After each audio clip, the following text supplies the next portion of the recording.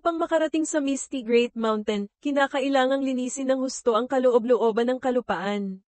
Kapag naalis na ang mga transcendent na humaharang sa daan, saka lamang magkakaroon ng pagkakataong makarating sa lugar kung saan ang Divine Tree ay nagdaraos ng tila pista ng liwanag para sa kanyang kawan ng mutated beasts, na nagaganap ng ilang araw at gabi nang walang tigil.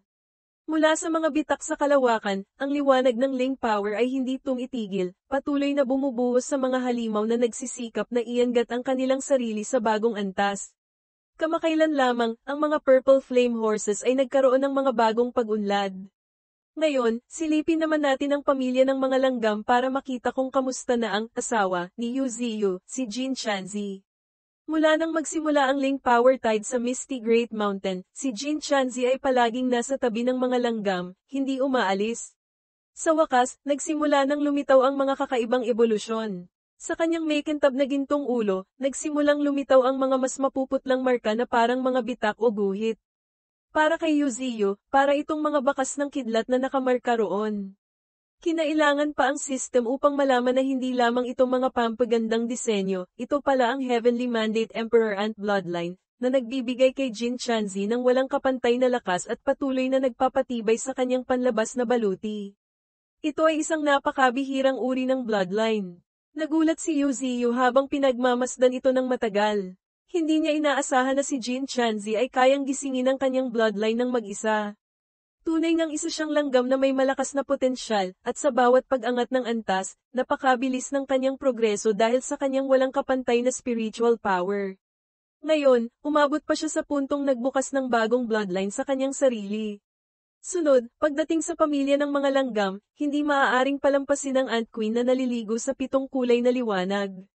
Siya ang dating pinuno ng mga langgam na nasakop ni Jin Chanzi noon, at ngayon ay nagising na rin ang kanyang bloodline, na tinatawag na Ant Queen Bloodline.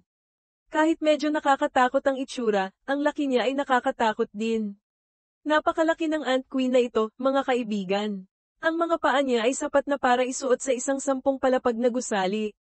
Habang pinagmamasdan ang mga bata na umaangat ng antas, bumulong si Yu Ziyu sa sarili, The Darkness ay nagising na rin mula sa Europa, walang tigil na nagpapadala ng iba't ibang daloy ng Ling Power. Kahit walang direktang pananaw, alam ni Yu Ziyu na nagkakagulo roon, at sa lakas ng The Darkness, tiyak na ito ang may kagagawan. Kapag ito'y nagising, tiyak na aatake ito para maghanap pa ng karagdagang lakas para sa sarili. Muli siyang tumingin sa mga bitak sa kalawakan na walang tigil na nagbubuhos ng liwanag. Tahimik na nagkalkula si Yu Ziyu, may kaunting panahon pa bago matapos ang Ling Power Tide. Sana sa loob ng panahong ito, hindi ito umatake rito. Nais ni Yu Ziyu na ang kanyang mga mutated beast ay umunlad hanggang sa sukdulan bago sumabak sa isang life and death combat. At yung isang Black Flood Dragon noong nakaraan, napilitan ng ilang mga bata na itigil ang kanilang pagsasanay para lumaban. Kung dalawa o higit pa ang dumating, natatakot si Yu Ziyu na hindi niya kakayanin silang lahat. At tungkol sa itim na dragon na iyon, ang mga sugat nito ay halatang gumaling ng napakabilis. Malaki ang posibilidad na ito ay dahil sa The Darkness, na siya ring muntik nang pumatay dito noon.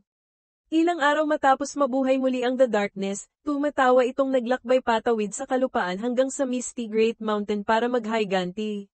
Ang pagpapalakas ng The Darkness sa mga mutated beast na nasa ilalim nito ay parang pagdaragdag ng mga kakampi sa sarili nitong hanay. Kailangang maging maingat si Yu Ziyu tungkol dito, pati na rin sa lawak ng kakayahan nitong mag-buff. Habang malalim ang iniisip, biglang nagsalita ng mahina si Xiaoling sa tabi, Panginoon, may gumugulo po ba sa isip ninyo? Bumalik siya sa kasalukuyan mula sa kanyang pag-iisip, umubo ng bahagya bilang tanda na narinig niya ito. Sa kasalukuyan, hindi siya makaalis sa lugar na ito. Biglang may naisip si Yu Ziyu. Lumingon siya at nagtanong kay Xiaoling, kontrolado mo ang 3 lungsod ng Federation, ang network mo ay masasabing nakalatag na kung saan-saan, parang isang sapot na sumasaklaw sa lahat. Kasama ang mga pangunahing puwersa tulad ng aking Dark Assembly, bakit hindi natin sila bigyan ng kaunting pressure?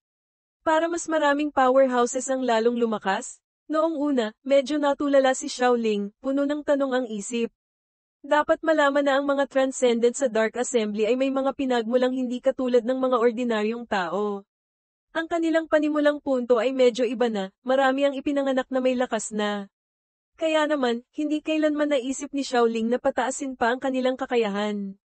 Ngayong narinig niya ang sinabi ng kanyang Panginoon, tama nga naman. Mahinahon siyang sumagot ng opo, pagkatapos ay narinig ang seryosong boses ni Yu Ziyu, malapit na. Darating na ang digmaan. Ito na marahil ang magiging pinakamalupit na labanan sa kasaysayan ng Misty Great Mountain. Bihirang marinig ang Divine Tree na magsalita ng ganito. Kumunat ang noo ni Xiaoling at nagtanong, Panginoon, balak niyo po bang labanan ang The Darkness? Siya lamang ang nag-iisang direktang nakarinig mula sa Divine Tree tungkol sa The Darkness, at siya rin ang nag-iisang nakakaalam kung gaano ito kakilala-kilabot. Hindi niya inaasahan na maririnig mula mismo kay Yu Ziyu ang kumpirmasyon, tama. Nagising na ito, nasa Europa mismo, sa sandaling matapos ang Ling Power Tide, tiyak na aatake ito rito. Ang tanging inaasahan na lamang ni Yu Ziyu sa ngayon ay na ang The Darkness at ang mga alagad nito ay dumating kasabay ng pagtatapos ng Ling Power Tide. Iginala niya ang kanyang paningin. Maraming mutated beast ang tahimik na sa loob ng ilang araw. Mahinang ulong si Yu Ziyu, maaaring marami tayong mawawalang kasama. Kahit gaano pa sila lumakas matapos humigop ng Ling Power, tiyak na magiging isang mahirap na labanan iyon. Kahit gaano pa ako kalakas, hindi ko masisigurong mapoprotektahan ko ang lahat habang lumalaban ako sa The Darkness. Dagdag pa, ang ikinababahala ni Yu Ziyu ay hindi pa niya alam ang tunay na lawak ng lakas ng madilim na bagay na iyon. Isang bagay ang sigurado, ang lakas nito ay hindi bababa sa Tier 5. Ang paraan ng pagkilos nito ay isa ring misteryo para kay Yu Ziyu sa ngayon, dahil ang nag-iisang beses na direktang nakaharap niya ito ay noong sinapian nito ang Deep Seeking para magpakilala ng bahagya. Mahirap itong matansya, kaya naman, gumawa si Yu Ziyu ng isang napakalakas loob na desisyon, mula nang umangat ako sa Tier 5 sa pagkakataong ito, ako ang unang aatake. Ako ang mauunang kumilos bago pa ito makatugon, para unahan itong patayin. Habang ang mga matataas na karakter ay nag-uusap at maraming kapatid ang nagtitiis sa daloy ng Ling Power na labis na nakaaapekto sa kanilang mga katawan, si Jiu Xia naman ay nakabuka ang bibig at humihilik ng malakas. Tunay na tulog na tulog. Mula nang dumating ang liwanag ng Ling Power, ang pandang ito ay natutulog ng walang pahinga, na para bang bihira siyang magkaroon ng oras na tahimik ang lahat at walang inuutos ang boss, kaya sinasamantala niya ang pagkakataong magpahinga. Habang mahimbing sa panaginip, ang kanyang mamahaling telepono, na nakaset sa Nokia ringtone sa pinakamalakas na volume, ay walang tigil na tumutunog. Nakasulat doon ang dalawang salita, Xiaoai, na may puso pa. Sa unang tingin, akala mo emergency call. Tumunog ng tumunog ang telepono hanggang sa matapos ang buong ringtone at tumunog ulit, saka lamang nagising ng bahagya si Ninth Brother, inaantok pa. Kinuha niya ang telepono, tulala pa, at sumagot, hello. Xiaoai, kinusat niya ang mga mata na parang kulang pa sa tulog. Agad niyang narinig ang nag-aalalang boses ng dalaga sa kabilang linya, napakalakas, bakit ngayon mo lang sinagot ang telepono?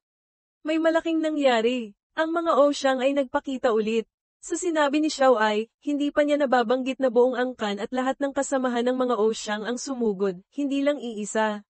Ang nangyari, ang dalawang sungay ng kadiliman, matapos magising mula sa Europa ay inabot ng ilang panahon bago makarating sa mga lungsod ng Federation, kaya ngayon lang nalaman ng panda ang balita mula sa kanyang girlfriend. Nagising ng husto si Jiu Xian. Naguguluhang nagtanong siya pabalik, ha? Paano sila nagpakita ulit? Malinaw na tepat na yung halimaw na yon, di ba? Tsaka, kung ngayon ko lang nalaman ang balita, paano ako makakarating sa Yetsinir City sa oras para iligtas ka? Walang mas nakakaalam kaysa kay Jiu Xian, noong mga panahong iyon, muntik na siyang mapatay kung hindi dumating sa tamang oras ang Divine Tree at ang iba pang kapatid. Sina Yu Ziyu at Xiaoling ay lumingon, tahimik na naghihintay ng balita. Naamoy na ni Yu Ziyu ang kakaibang lakas mula sa malayo, ngunit walang live broadcast, kaya gusto niyang malaman kung ano ang nangyayari. Hindi nila inaasahan ang narinig mula sa naguguluhang boses ni Xiaoai mula sa speakerphone, na nagtatama ng impormasyon, hindi lang dito, tumingin siya sa kanyang screen, bahagyang nanginginig ang boses habang ipinapalam sa buong kumpanya, ng iba't ibang lahi sa kabilang linya, sa pagkakataong ito, nagpakita sila sa lahat ng dako ng mundo. Ang Yetsinir City ay isa lamang sa mga lungsod sa buong Federation na sinalakay. Ang Egypt sa kabilang kontinente, naubos silang lahat na parang inialay. Apoy ang nagliliyab sa kalangitan.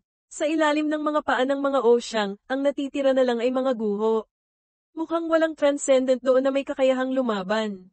Ang Persia, nang tumawag si Xiao Ai, saka pa lang nila natatanggap ang balita na ang mga osyang ay papalapit mula sa karagatan, hindi pa nakakapasok para wasakin ang lungsod, ngunit may lugar bang pinuntahan sila na hindi naging wasak? Sunod ay ang Paris, Paraiso, sa kaloob-looban ng kalupaan, ibinuka ng isang osyang ang bibig nito at kinagat ang tore na simbolo ng pag-ibig, Eiffel Tower. Mula noon, ang lahat ay naging guho na rin. Pansamantala, walang sino man ang may kakayahang pigilan ang mga halimaw na iyon. Ito ang bagay na hindi inaasahan ni Yu Ziyu. Sa puntong ito, lahat na pala ay naatik na. Lumalabas na hindi lang ito isang daloy ng enerhiya mula sa Europa, sa lahat ng sulok ng planeta ay may mga bakas na ng mga alagad ng The Darkness. Ang pinakakawawa ay ang Free Alliance dahil sa malawak nitong sakop at isa ito sa mga unang tinipunan ng mga alagad ng The Darkness pagkatapos ng Europa. Ang Free Alliance, na dating may maraming malalakas na transcendent na haligi ng sangkatauhan, ngayon ay nalulunod sa dagat ng apoy. Ang bilang ng mga kayang lumaban ay paunti ng paunti, habang ang bilang ng mga nasa soang sibilyan ay pataas ng pataas araw-araw. Kahit sinubukan nilang lahat na bigyan ng oras ang mga tao para lumikas, biglaan ang pagdating ng mga ito. Ang mga natitirang buhay ay nagsisikap tumakbo patungo sa mga kanlungan, ngunit bawat oras, bawat minuto dito ay nasa ilalim ng pinakamataas na alerto. Kung makakatakas ba o hindi ay depende na lang sa swerte ng araw na iyon. Ang mga transcendent ng iba't ibang lahi sa Free Alliance ay lumakas na matapos ang Ling Power Tide kamakailan, ngunit sa pagharap sa mga ito, ilang beses na silang napunta sa bingit ng buhay at kamatayan. Hindi ito maiiwasan, diretsyong nagpakawala ito ng isang sinag na luminis sa lahat ng bahay, kalsada, at konkreto, nagbukas ng malawak na daan para sa sarili nito at sa mga kasamahan nito na makapasok. Libu-libong tao na nagsisikap tumakas ay hindi man lang nakasigaw sa sakit. Ang liwanag ng Ling Power na iyon, pagdaan pa lang, ay nilinis lahat, damit, balat, ay basta na lang nag-evaporate na parang tubig sa ilalim ng tirik na araw sa tanghali. Wala ni Katiting na bakas ang natira. Mga 10 kilometro ang layo, sa daloy ng mga sasakyan na nagsisikap makalabas ng lungsod, walang tigil ang ingay ng mga busina, nagsisiksikan. Habang dumarami, lalong nagkakagulo. Ang mahabang pila ng mga sasakyan ay nagpabagal sa pag-usad hanggang sa magka-traffic jam. Ang mga pamilya sa loob ng mga kotse ngayon ay kitang-kita ang bawat galaw ng mga halimaw sa labas, takot na takot ngunit walang magawa. Matapos makita kung paano nito pinatay ang libu-libong tao sa isang walas lang, mas madali pa kaysa pamitik ng daliri. Ang iyak ng mga bata ay humahalo sa nakabibinging ingay ng mga busina, ngunit hindi nito pinapahinga ang mga halimaw.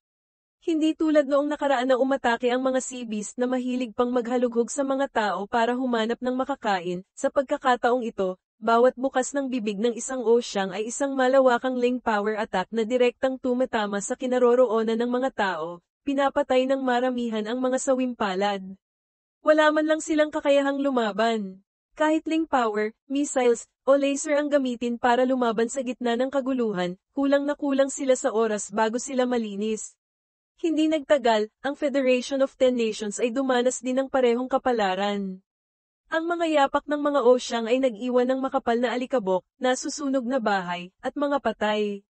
Sa bansang Italy, may kakaiba silang paraan ng pagtakas. Sa halip na magtago sa mga bunker na sinasabing matibay, nagtipon sila sa mga simbahan kung saan, kasama ang pari at ang kanilang pananampalataya, ay makakaligtas daw sila sa pagtugis ng mga halimaw sa labas. Ayon sa pari, huwag kayong mag-alala, ang simbahang ito ay ganap na ligtas. Ang masasamang iyon ay mahaharangan sa labas, hindi nila ito masisira. Ang obispo ay lumabas na para lumaban. Protektahan niya tayo. Ang malakas niyang pahayag ay nagpabalik ng kumpiyansa sa marami. Agad na nagkumpas ng kamay ang lahat, taimtim na may bihirang saya sa kanilang mga mukha, patuloy na nagdarasal, Panginoong Diyos sa kaitaasan, pakiusap, protektahan niyo po kami. Ito na lamang ang tanging lugar na maaari nilang pagkatiwalaan ngayong wala ng ibang mapupuntahan sa labas. Ngunit, walang sino man ang nakapagsabi, ilang segundo lamang ang lumipas, isang galamay ng osyang ang madaling humawi sa bubong ng simbahan, na nagpabukas dito at kitang-kita ang lahat sa labas. Nagsigawan sa matinding takot ang mga tao nang ang bubong ay natanggal ng ganun kadali.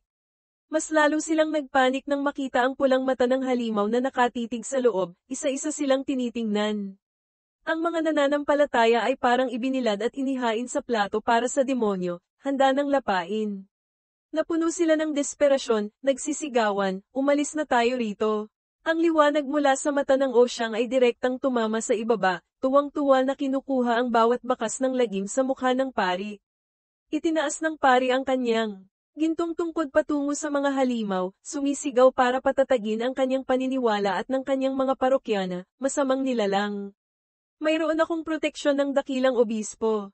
Kahit medyo nanginginig, buong tapang niyang ipinahayag. Ngunit, hindi pa niya natatapos ang pangungusap, binigyan siya ng Osyang ng isang espesyal na maliit na link power attack na tumama mismo sa kanyang ulo. Ang gintong tungkod na nakataas ay nabasag, naging alikabok kasama ang ulo ng pari. Ang abo ay kumalat kasabay ng pagtakbuhan ng lahat ng tao sa simbahan para iligtas ang kanilang buhay matapos masaksihan iyon. Ngunit kahit magkagulo at magtapak-tapak pa sila, hindi sila makakatakas. Ang mga galami ng mga mutated beast ay pumulupot na sa mga sawimpalad na tao, itinaas sila. Ngayon pa lang sila magsisimula ng kanilang piging gamit ang matatabang, si Shimi, na malakas na gumagalaw. Ang mga sigaw hanggang sa mamaos, kasama ang malakas na pagsipa at pagsuntok, ay pawang mga mahihinang paggalaw lamang sa mata ng mga Osyang. Ngayon, kung hihiling sila ng isang sinag ng pag-asa, tiyak na ito ay ang kamatayan mula sa link power attack, hindi ang maramdaman ang sakit ng kanilang katawan na dinudurog sa 3 o 4 na piraso sa ilalim ng matatalas na pangil ng mga halimaw. Ang mga sigaw ay naiipit sa lalamunan, tumatalsik ang dugo mula sa pagitan ng mga ngipin ng mga masasamang hayop, dumadaloy pababa sa mga pinto, bubong, at pader ng mga gusali, ginagawa itong mga simbolo ng malawakang massacre. Walang pananampalataya o lakas ang makapagliligtas sa sangkatauhan mula sa kamay ng mga halimaw. Mula nang pumasok sila sa kalupaan, hindi sila tumigil kahit isang sandali. Hindi lamang ito simpleng pagpatay para manakop tulad ng dati. Gusto nilang paliguan ng dugo ang buong kontinente para sa kanilang sariling kasiyahan.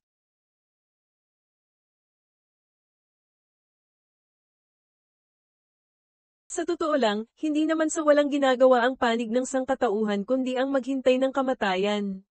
Ilang araw bago iyon, ang United Nations, UN, ay nagmamadaling nagpulong ng agaran sa kanilang matataas na gusali. Sa loob, maingay ang mga tanong na umaalingaw-ngaw, bakit biglang sumabog ang ganito kalakas na pinagmumula ng link power sa Europa? Ang buong mundo ay nasa bingit ng panganib. May sumingit na boses, puno ng hinanakit, halos lahat ng bansa ay inaatake ng mga nilalang na nilikha ng Europa, ang mga Osyang, ang matandang lalaking ito na may gintong buhok at bungal na bibig ang kumatawan sa katanungang gumugulo sa isip ng marami, anong dahilan at ang Europa, na may napakaraming bansa, ay hindi natuklasan ang pag-iral ng mga nilalang na ito. Ang sitwasyon ay napakagulo at biglaan na walang sino man ang nakahanda. Maging ang pagpupulong na ito ay isinagawa ng padalos-dalos, kaya't lahat ay pakiramdam na parang mga langgam sa nagbabagang kawali. Habang nagpupulong sila dito, maraming lungsod sa Europa ang pinapatag na. Nagsalita ang pangkalahatang tagapamahala upang ibalita ang sitwasyon, ang kasalukuyang kalagayan ay mas malala pa kaysa sa pag-atake ng mga Seabeast 3 taon na ang nakalilipas. Kung hindi agad makakatulong ang United Nations, ang buong Europa, sa loob ng wala pang 1 buwan, ay mawawalan na ng kahit isang tao. Walang mas nakakaunawa sa kilabot na dala ng mga nilalang na nilikha ng Europa kaysa sa Huaxia Federation.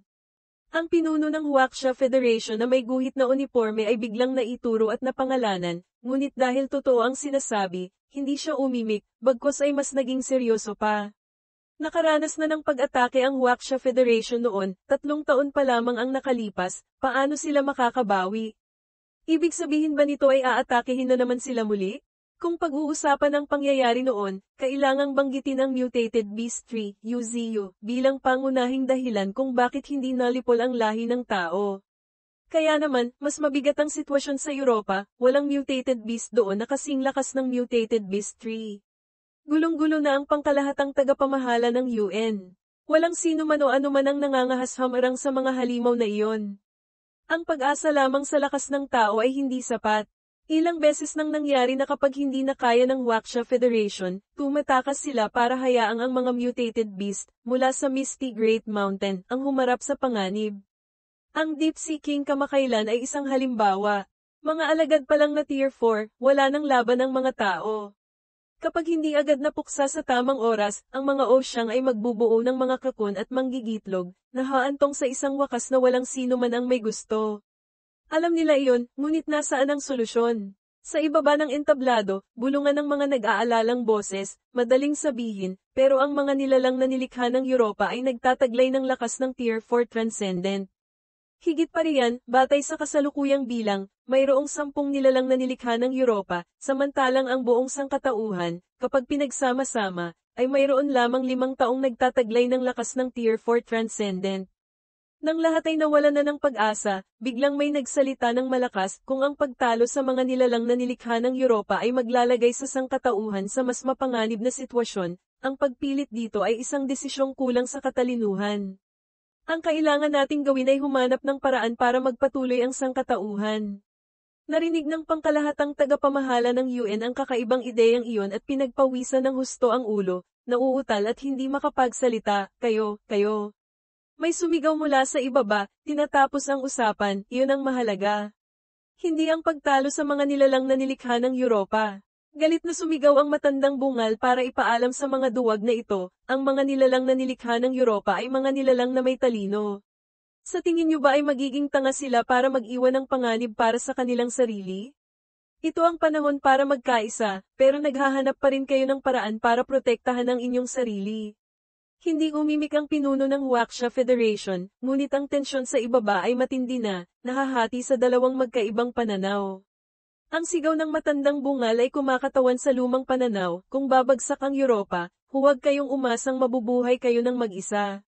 Sa istasyon ng telebisyon sa bansang El sa loob ng blok ng Europa, naghahanda silang i-update ang pinakabagong balita tungkol sa pagsalakay ng siglo nang biglang umalingaw ang mga nakakakilabot na sigaw, sino ka? Ha! Bago pa man magsimula ang broadcast, isang madilim na puwersa, napapalibutan ng mga pulang daloy, ang sumugod sa kawawang MC, host niyakap ang mukha nito, at biglang sumiklab. Lahat ng naruroon sa istasyon ng telebisyon ay natakot sa nangyari. Hindi sila nang ahas lumapit, patuloy na sumisigaw, pinatay. Pinatay siya, ngunit hindi iyon tao. Ang bagay na iyon ay nagtusok ng mga itim na usok sa katawan ng host na nagpataka sa mga naruroon, ano yan? Nang humarap muli ang MC, isang magaspang at malalim na boses ang lumabas mula sa kanyang lalamunan, hindi katulad ng dati, na nagpamutla sa mga tauhan ng istasyon. Isang ibang nilalang ang gumagamit sa katawan ng MC, humihiling, tulungan niyo akong mag-livestream sa buong mundo. Kung magtatangka kayong tumakas, papatayin ko ang buong lungsod. Sino ang mangangahas tumanggi? At walang makapagsisiguro kung makakatakas ba ang mga taga-istasyon. Kaya't ang nalilitong empleyado ay lumingon sa direktor ng istasyon sa control room sa likod, humihingi ng payo. Hindi malinaw kung anong uri ng nilalang ang nasa harap nila, ngunit tiyak na hindi ito tao. Sa huli, pumayag silang i-connecta ito. Ang malalim at magaspang na boses na iyon ay mabilis na naipadala sa mga telebisyon sa lahat ng dako ng mundo. Hindi lamang ang mga taong nakapila para bumili ng pritong manok sa lungsod El sa Europa ang malinaw na nakarinig, sangkatauhan, naririnig niyo ba ako? Lumalabas na kahit ang kontrabida ay kailangang mag-soundcheck. Hindi lamang mga telebisyon, kundi lahat ng online news at internet noong araw na iyon ay ganap na sinakop ng kakaibang nilalang. Lahat ay nakatitig sa screen, gustong malaman kung sino ito. Sa pamamagitan ng ekspresyon ng mga tao, malalaman na hindi normal ang itsura nito. Gusto rin nilang malaman kung ito ba ay isang bagong uri ng nilalang. Noon pa man, tanging mga mutated beast at tao lamang ang umiiral, ang paglitaw ng Divine Tree, UZU, ay isang eksepsyon. Kaya, ano itong nasa harap nilang lahat? Mabilis na itinulak ng isang tauhan ng UN ang pinto ng silid pulungan, pumasok, at sumigaw ng malakas, may nangyari, na nagpamutla sa mga pinuno ng estado. Hindi pa ba sapat ang mga nangyayari? Hirap na ipinaliwanag ng tauhan, nagmamadali, pakibuksan po ang channel ng telebisyon ng Europa. Maging ang mga matataas na lider, nang mapanood ito ng live, ay hindi malaman ang sasabihin. Ang mga nagtatalo ng mainit kanina ay ngayon ay bilog ang mga mata, nakatitig sa screen. Ang buong bulwagan ng UN ay natahimik, hindi marinig kahit ang paghinga. Ang nilalang na nakabroadcast sa screen ay may anyong medyo katulad ng tao, ngunit ang balat ay maputlang mapatla na parang yeso. Sa bahagi ng mga mata, may isang itim na guhit na umaabot sa paligid ng mukha, nag-iiwan ng isang maliit na pulang mata sa gitna. Tulad ng mga mamamayan, wala pa ni isa sa mga pinuno ng estado rito ang nakakita ng ganitong uri ng nilalang. Ang una nilang tanong ay napakatanga, tao ba yan na may isang mata?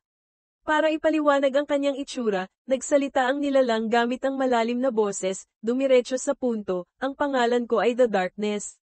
Hindi ako tao. Sino mang nagsabing tao ito ay talagang magaling. Tunay na angkop sa isang pinuno ng isang panig, napakalinaw ng pagpapakilala ni The Darkness. Pagkatapos ng kanyang pangalan ay ang pinakakagimbal-gimbal na balita, naniniwala akong ang mga natitirang buhay na tao ay naramdaman na ang kilabot ng Osyang. Maniwala man kayo o hindi, ang mga Osyang ay ako ang nagpadala. Isang nakakabinging katahimikan ang lumukob sa lahat ng nasa silid pulungan. Ang mga mutated beast na nagwasak sa buong Europa ay ipinadala pala ng isang nilalang na nagpakilalang The Darkness. Para saan? Tumayo siya sa harap ng kamera, patuloy na nagsasalita na parang isang tunay na leader, naniniwala akong lubos niyo nang nauunawaan ang aking lakas. At sasabihin ko na rin, hindi ito dapat ikagulat. Nagdagsaan ang mga tao sa lahat ng lugar na may malalaking screen para mapanood ang nilalang. Tunay ngang hindi lang nagpakita si The Darkness para magpakilala. Nang gumuhit ang isang malademonyong ngiti sa kanyang labi, doon talaga dumating ang nakakagimbal na balita, hayaan niyong sabihin ko pa sa inyo ang ilang bagay. Mayroon pa akong 50 Osyang na hindi ko pa ipinapadala. Ang mga tao sa UN ay parang mga batang kindergarten, nakatulala sa balitang parang isang panaginip. Ang buong sangkatauhan, kapag pinagsama-sama, ay hindi pa sapat para labanan ang kasalukuyang bilang ng Osyang na ipinadala. Tapos sinasabi ng nilalang na ito na mayroon pa siyang 50 na hindi pa ipinapadala? Para siyang demonyong nginangata ang takot ng mga tao. Patuloy na nagsalita si The Darkness, bukod sa Osyang, mayroon pa akong mahigit 1,000 Tier 4 mutated beast, at hindi na mabilang na Tier 3. Higit pa rito, ang Osyang ay hindi ang pinakamalakas kong mutated beast. Sa harap ng nakakasilaw na ilaw, ang kanyang malalim na boses ay patuloy na umaalingaw-ngaw, kahit na isinisiwalat niya ang katotohanan. Para sa sangkatauhan, ang Osyang na ang sukdulan, hindi ba? Hindi pa tapos, may halong tawa sa boses ni The Darkness nang ipahayag niya, malapit na. Pupuksain namin ang buong planetang ito. Ang pinaka-natatakot ay ang mga taga-istasyon ng TV, nanigas sa takot. Dahil kung pupuksain ng halimaw na ito, ang lahat, sino pa ba ang unang mamamatay kundi sila? 2 minuto lamang matapos kumonekta sa pandaigdigang telebisyon, narinig na sa lahat ng dako ang boses ni The Darkness, kahit pa ang mga lungsod na nasa kabilang panig ng mundo na nasa kalagitnaan ng gabi ay sunod-sunod na nagising para manood. Pagkatapos ng tahasang pananakot ay ang solace yung inalok ni The Darkness, ngunit handa akong bigyan ng sangkatauhan ng huling pagkakataon. Kapag nagawa ninyo ito, mag-iiwan ako ng isang piraso ng lupa magpakailanman. Hahayaan kong magpatuloy ang mga tao na magkaroon ng susunod na henerasyon. Sakto ito sa gusto ng grupo kanina na handang isakripisyo ang Europa. Ngunit sumigaw pa rin sila, anong pagkakataon? Tiyak na hindi ito magandang pakinggan, ngunit gusto nilang malaman. Ito na ang huling pag-asa ng sangkatauhan para mabuhay, sila ngayon ay parang isda na nasa sangkalan. Ang kondisyong sinabi ni The Darkness ay hindi inaasahan ng sinuman. Maikli niyang sinabi, sugpuin ang dakilang puno. Ito ay nagpatulala rin sa karamihan ng sangkatauhan. Ang dakilang puno na tinutukoy ni The Darkness, sino pa nga ba kundi ang mutated beast tree, Yuziyu, sa Misty Great Mountain. Paanong nangyari iyon? Hinayaan ng mga tao na mabuhay ang mutated beast tree dahil hindi nila ito mapatay. Ngayon, sinasabi bang sugpuin ang divine tree para mapanatili ang buhay na ipinagkaloob ni The Darkness? Sa gitna ng pagkabalisa ng mga tao, idinugtong niya, kapag napuksa niyo siya, isinusumpa ko, ang sangkatauhan ay maaaring mabuhay ng ligtas sa isang sulok. Isang napakagandang kondisyon para sa maliit na sangkatauhan na wala ng lakas lumaban, hindi ba? Nang marinig ang pahayag na iyon, maging sina Jiu Xian at Xiaoling ay napakunot noon ng mariin. Hindi sila nang ahas magsalita, ngunit ang mga mata ni Yu Ziyu ngayon ay puno ng matinding galit. Gusto niya akong itulak sa isang sitwasyon kung saan kalaban ko ang sangkatauhan. Biglang narinig muli ang walang emosyong boses ni The Darkness, nanunood ka rin, hindi ba? Malinaw na sinasabi niya ito para kay Yu Ziyu, sino pa nga ba? Bukod sa pagpapahayag sa sangkatauhan, gusto niyang gamitin ang telebisyon para kausapin ng pribado ang Divine Tree. Binalika niya ang nakaraan, naaalala mo pa ba ang sinabi mo noon? Talunin mo ako. Sinipi ni The Darkness ang mga salita mula sa nakaraan at ginawa itong isang desisyon na may kinalaman sa buhay at kamatayan at pagbabago ng buong planeta. Kaya naman, sa kanyang madilim na mukha ngayon ay may isang tuwang-tuwang ngiti. Itinuro ni The Darkness ang kanyang ulo, kung saan kumikislap ang pulang mata, handang umatake. Kahit walang silbi ang mga taong ito, gusto ko pa ring makita kayong magkagulo.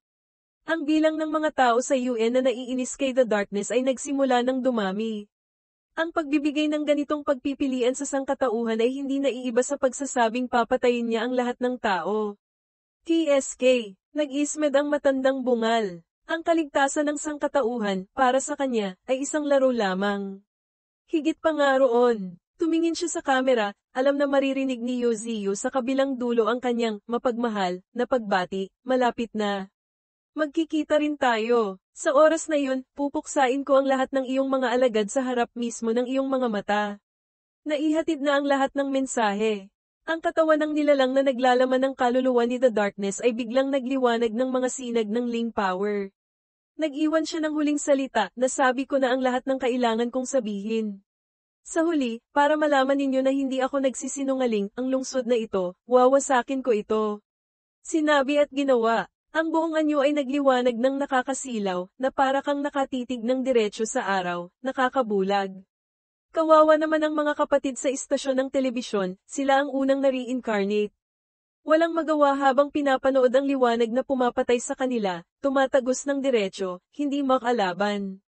Bakit nga ba hindi sila tumakas gayong sinabi niyang hahayaan silang mabuhay kung hindi sila tatakas?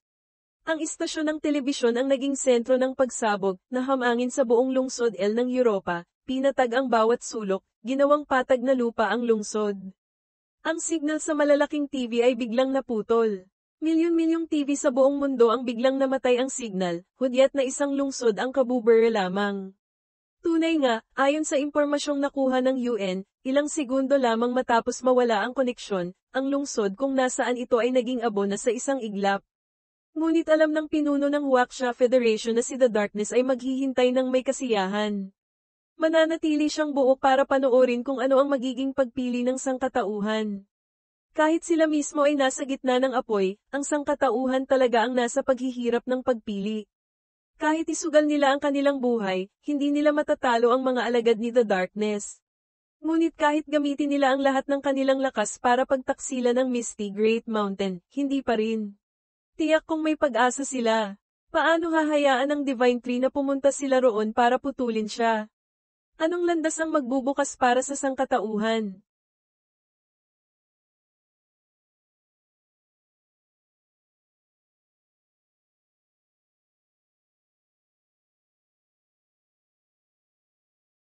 Pagkatapos ng imahe ni The Darkness na naglibing sa lungsod L ng Europa bilang halimbawa na siya ay isang nilalang na tumutupad sa salita, ang United Nations, UN, ay hindi pa kailanman napunta sa ganitong estado ng pagmamadali at ingay. Sa simula pa lang, marami na ang gustong isakripisyo ang Europa o isang bahagi ng kontinente para hindi na sumali sa pandaigdigang labanan. Ngayon, ang kalaban mismo ang nagbigay ng dalawang pagpipilian, sumuko kay The Darkness para mabuhay sa isang piraso ng lupa na sapat para mapanatili ang lahi, o isugal ang lahat para subukang makamit ang kalayaan sa mga kontinenteng ito. Ito ay magiging isang mahirap na pagpili. Ang matandang dayuhang may gintong buhok ay hindi na kailangang pilitin ang lahat na mag-isip pa ng paraan. Mahinahon na lamang niyang sinabi, ipagpatuloy na natin ang pagpupulong kanina. Naniniwala akong sa pagkakataong ito, tiyak na mag-iiba ang resulta. Ang Misty Great Mountain ay nababalot ng hamog tulad ng dati, na para bang hindi kailanman naging sangkot sa mga alitan ng mundo sa labas. Tahimik na tiningnan ni Xiaoling ang Divine Tree at nagbigay ng opinyon. Nauunawaan niyang hindi matatalo ng sangkatauhan ng kanyang Panginoon, ngunit bakit ganito ang mga sinasabi ni The Darkness? Matagal na siyang kasama sa pangkat ng mga tao, kung kaya nilang pabagsakin ang Divine Tree, matagal na sana nilang ginawa. Likas na sa lahing iyon ang handang puksain ang mga lahi na hindi nila kayang kontrolin. Nag-isip sandali si Yuziyu. Marahil, ayaw niyang The Darkness, tulungan tayo ng sangkatauhan. Sa pagbabalik tanaw sa kasaysayan, gaano man kalakas si Yuziyu, minsan na siyang natalo ng sangkatauhan. Ngunit para sa kanya, kahit pa ang sangkatauhan ay pumanig sa kanya, kumalaban sa kanya, o manatiling neutral, hindi ito gaanong makakaapekto sa labanan nila ni The Darkness. Kaya't hinala ni Yuziyu, marahil ay may iba pang mga dahilan. Ngunit kung ano iyon, pansamantalang hindi pa niya alam. Mukhang hindi naman siya gaanong nag-aalala sa magiging desisyon ng sangkatauhan. Sa kasalukuyan, ang inaalala ng Boss Yuziyu ay ang Ling Power Tide na sumiklab na sa loob ng 10 araw at malapit nang matapos. Ang 7 dimensyon na puspos na ng Ling Power ay lumawak na hanggang 10,000 metro kwadrado sa loob. Masasabing napakaswerte ni Yuziyu, kabubukas pa lamang ng kanyang Divine Eye, nagkaroon agad siya ng Ling Power na walang tigil na nagliliwanag sa loob ng maraming araw, na tumulong sa kanyang mga dimensyon na lalong lumawak at lumakas. Tumingin siya sa isang bilog na naglalabas ng pulang liwanag na matagal nang hindi nagagamit, ang Fire Dimension. Tahimik na nasiyahan si Yuziyu. Habang lumalawak ang mga dimensyon, lumitaw din ang mga bagong kakayahan, ang lakas sa pagitan ng mga dimensyon ay maaaring ilipat sa isa't isa. May mga dimensyon ding umunlad hanggang sa maging isang lugar na parang dinisenyo na mula pa sa simula. Tulad ng lugar na ito, ginamit ni Yuziyu ang lakas ng Earth Dimension sa loob ng Fire Dimension para lumikha ng isang lugar na puno ng lava sa ilalim ng matatarik na bangin. Ang temperatura dito ay palaging napakataas. Samantala, sa Earth Dimension, na dati ay puro bato at lupa lamang, ginamit niya ang Light Dimension para tipunin ang liwanag dito, na nagmumukhang araw ngunit medyo ilusyon. Dinagdagan niya ng kaunting life force mula sa Life Dimension, na nagpadami ng berdeng kulay na sumusuot sa mga siwang ng bato, hanggang sa ang lugar ay naging parang isang primeval forest. Sa kasalukuyan, ang dimensyong ito ang pinakaangkop para sa pag-iral ng mga nilalang. Ang Lightning Dimension at Ice Dimension ay walang gaanong pagbabago, marahil dahil hindi pa alam ni Yuziyu kung anong formula ang mabubuo sa pagdadala ng lakas mula sa ibang lugar doon. Marahil mas mabuting panatilihin na lang muna silang orihinal, naisip niya. Tumingala siya sa 7 dimensyon na lumalawak sa kanyang harapan. Pagdating ng panahon, ilalagay ko na lang ang mga mutated beast na may katugmang katangian doon. Ang mga may elementong kidlat ay tiyak na magugustuhang tamaan ng kidlat, o ang mga may elementong yelo ay tiyak na magugustuhan ng hangin at niebe para sanayin ang kanilang mga kasanayang may kinalaman sa yelo at lamig. At ang Life Dimension na naglalabas ng malamlam na berdeng liwanag ang magiging pangunahing base nila. Sa kasalukuyan, tanging ang mga purple flame creatures lamang ang maaaring manirahan sa Void Dimension. Ang iba pa ay ipapaubaya na lang niya sa panahon, habang ang Ling Power ay patuloy pang bumubuhos dito at pinalalawak ang kapasidad ng 7 dimensyon hanggang sa sukdulan.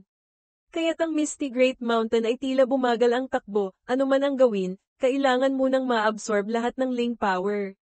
Ang kalangitan ng Europa ay nagpapakita ng isang napakalaking presensya mula nang magsimula ang alon ng Ling Power na nagliliwanag sa kawan ng mga mutated beasts ng iba't ibang laki, na tahimik na naghihintay na tumaas ang kanilang lakas. Kahit sila ay pinalakas na ni The Darkness, ang magandang pagkakataon tulad ng Ling Power Tide ay hindi maaaring palampasin. Maliban sa angka ng mga osyang na nagwawala sa kalupaan, ang sulok ng Europa kung saan ito nagmula ay tahimik pa ring nagpapalakas. Sa likuran ng kangaroo, biglang may narinig na mahinang kaluskos. Kalmado siyang sumulyap at nakilala ang isang kakilala. Tanging ang mga sumali lamang sa hukbo ni The Darkness ang maaaring lumitaw dito sa mga oras na ito. Mukhang alam na ni Kangaroo ang presensya ng nakatalukbong na nilalang na ito. Walang pakialam siyang nagtanong, anong kailangan mo? Nagulat si Mid, ipinapalagay. Hindi ba't pumanig na ito sa Divine Tree? Bakit siya nandito? Hindi siya tumingin sa Kangaroo, mahinang nagtanong, ang bagong hari na sinusundan natin, sigurado ka bang walang problema sa kanya? Para sa kanya, tayo ay mga magagaling na sandata lamang. Sumagot ang Kangaroo, para sa akin, walang halaga ang lahat ng iyan.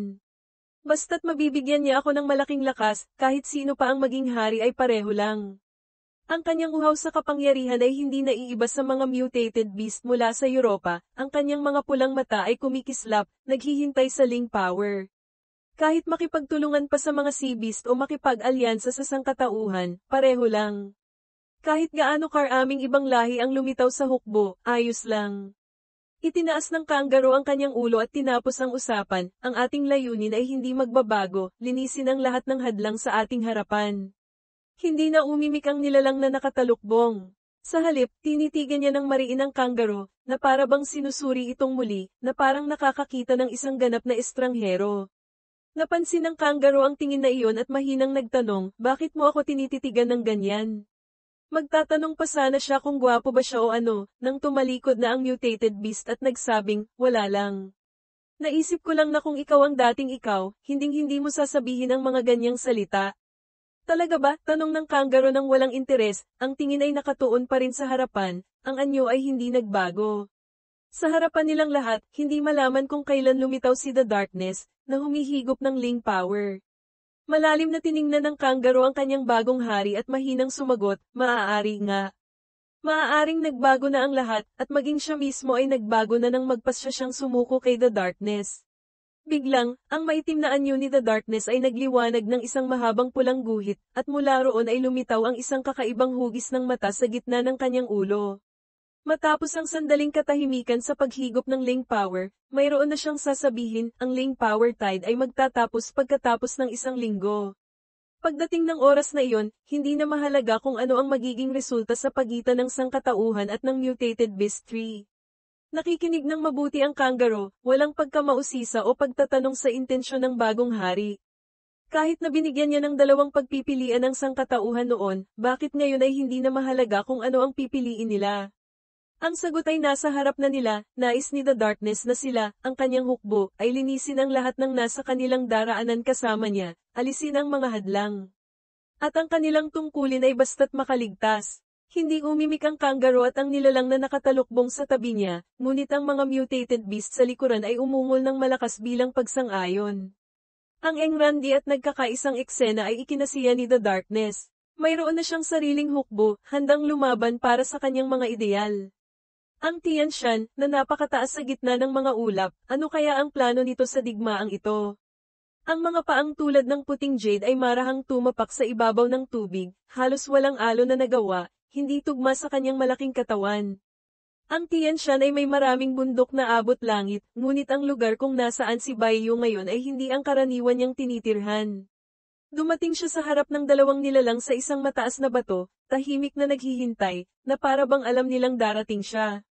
Bakit hindi sila mukhang elepante? Hindi ba elepante ang tribo ni Baiyu? Itinuon niya ang kanyang mata roon at marahang nagbalita, The Darkness ay nagising na. Dapat na tayong umalis. Wala siyang natanggap na sagot mula sa dalawang nasa itaas, ngunit hinihintay na nila ang sandaling ito. Sila, na nasa bundok na 10,000 trankong taas, ay alam kung anong nilalang si The Darkness bago pa man malaman ni Yuziyu gamit ang kanyang system. Mukhang matagal na nilang hinihintay ang sandaling ito. Kung ang lupa at langit ay may mga paghahanda, syempre, mayroon din ang malalim na dagat. Sina Jingji at ang 6 na peteng ay nagtungo sa pinakamalalim na bahagi sa ilalim ng yelo, dumaan sa mga hanay ng bato na hindi man lang nasisinaga ng liwanag. Sila ay abala sa paghahanap ng mga kakampi, laban sa Seven Seas King ayon sa utos ng kanilang Panginoon. Bigla nilang napansin na may isang piraso ng bato rito na may dalawang mas maitim na tuwid na linya, nakatayo sa kanilang harapan. Kahit anong tingin, mukha itong isang sinaunang pinto. Lumangoy sila papalapit, iwinasiwas ang buntot, nag-iisip kung paano ito bubuksan para malaman kung ano ang nasa kabila. Hindi nila inaasahan, ang pinto ay umugang ng malakas, damaloy ang tubig mula sa magkabilang panig, at nagbukas ito sa isang espasyo na puno ng liwanag, ganap na kaiba sa tahimik na kalaliman ng dagat.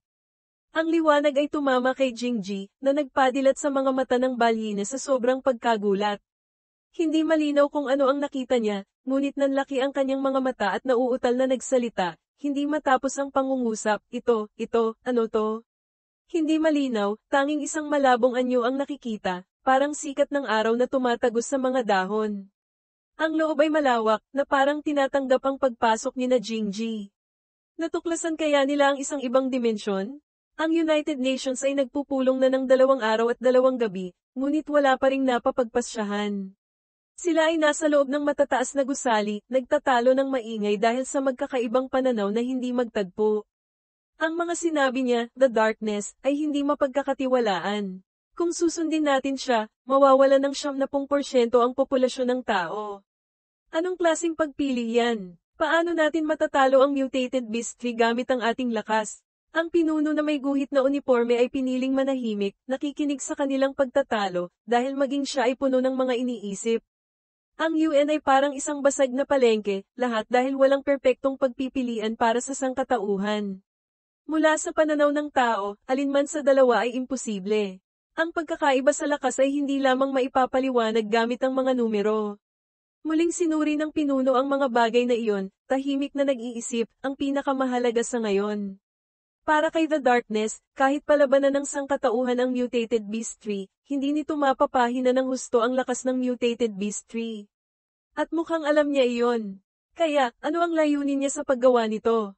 Habang lalo siyang nag-iisip, lalo siyang nalilito, hindi niya talaga maintindihan. Palagi niyang nararamdaman na may mali. Ano kayang detalye ang nakaligtaan ko? Sandali, isang kislap ng ideya ang lumitaw sa kanyang mga mata.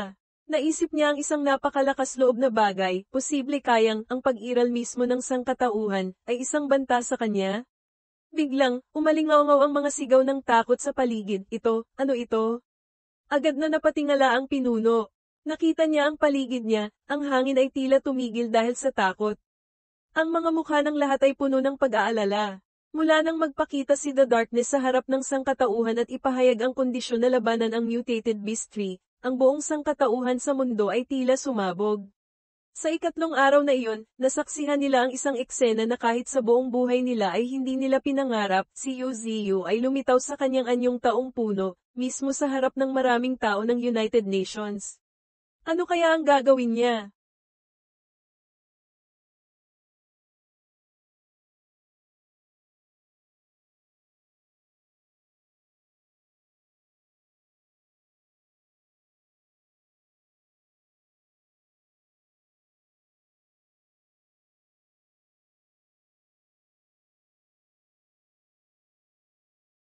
Ang United Nations na kanina'y maingay sa pagtatalo ay ngayoy tahimik na tahimik. Lahat ay nakatingin sa mga ugat ng puno na bigla na lang tumubo mula sa lupa hanggang sa kisame, itim, matibay, at sa loob lamang ng isang segundo. Hindi lang lumitaw si Yuziyu sa kanyang anyong taong puno, pinalibutan pa niya ang buong bulwagan ng pagpupulong ng sangkatauhan, na parang gumagawa ng sarili niyang pugad. Dapat malaman na ang UN ay nagpupulong sa pinakamataas na palapag ng gusali, hindi ito isang bahay na yari sa pawid na madaling matusok ng puno. Tumagos pa ito sa kisame at kumalat sa sahig na para bang matagal nang naroon. Ilang manipis na usok mula sa nadorog na konkreto at bakal ang lumutang sa hangin, pumasok sa mga nakabukas na bibig ng mga pinunong galing sa iba't ibang kontinente na may iba't ibang kulay ng balat, na puno ng pagkasindak. Noong una, nakita lang nila ang mga ugat sa loob ng silid, iniisip na, hindi naman siguro siya yung alam nating lahat, di ba? Bakit siya lilito sa isang pulong na 2 araw at 2 gabi nang walang resulta? Ang pinakanataranta ay ang pinuno na may guhit na uniforme na ito. Siya ang namamahala sa Huaxia Federation at dapat ay pinakamalinaw na nakakaalam tungkol sa pagdating ng Divine Tree, ngunit ngayon, wala siyang pinagkaiba sa mga nakatulala rito. Simple lang, ang mutated Beast Tree ay basta na lang lumitaw sa harap nila, walang anumang babala. Maraming tao mula sa ibang kontinente ang hindi pa nakakita sa anyong tao ng Divine Tree. Ngayon, paunti-unting maririnig sa hangin ang kanilang mga bulalas ng pagkamangha, siya ba ang mutated Beast Tree? Nagsimula siya sa isang pangungusap na parang pala kaibigan, hindi ko inaasahang makikita ko kayo sa ganitong paraan.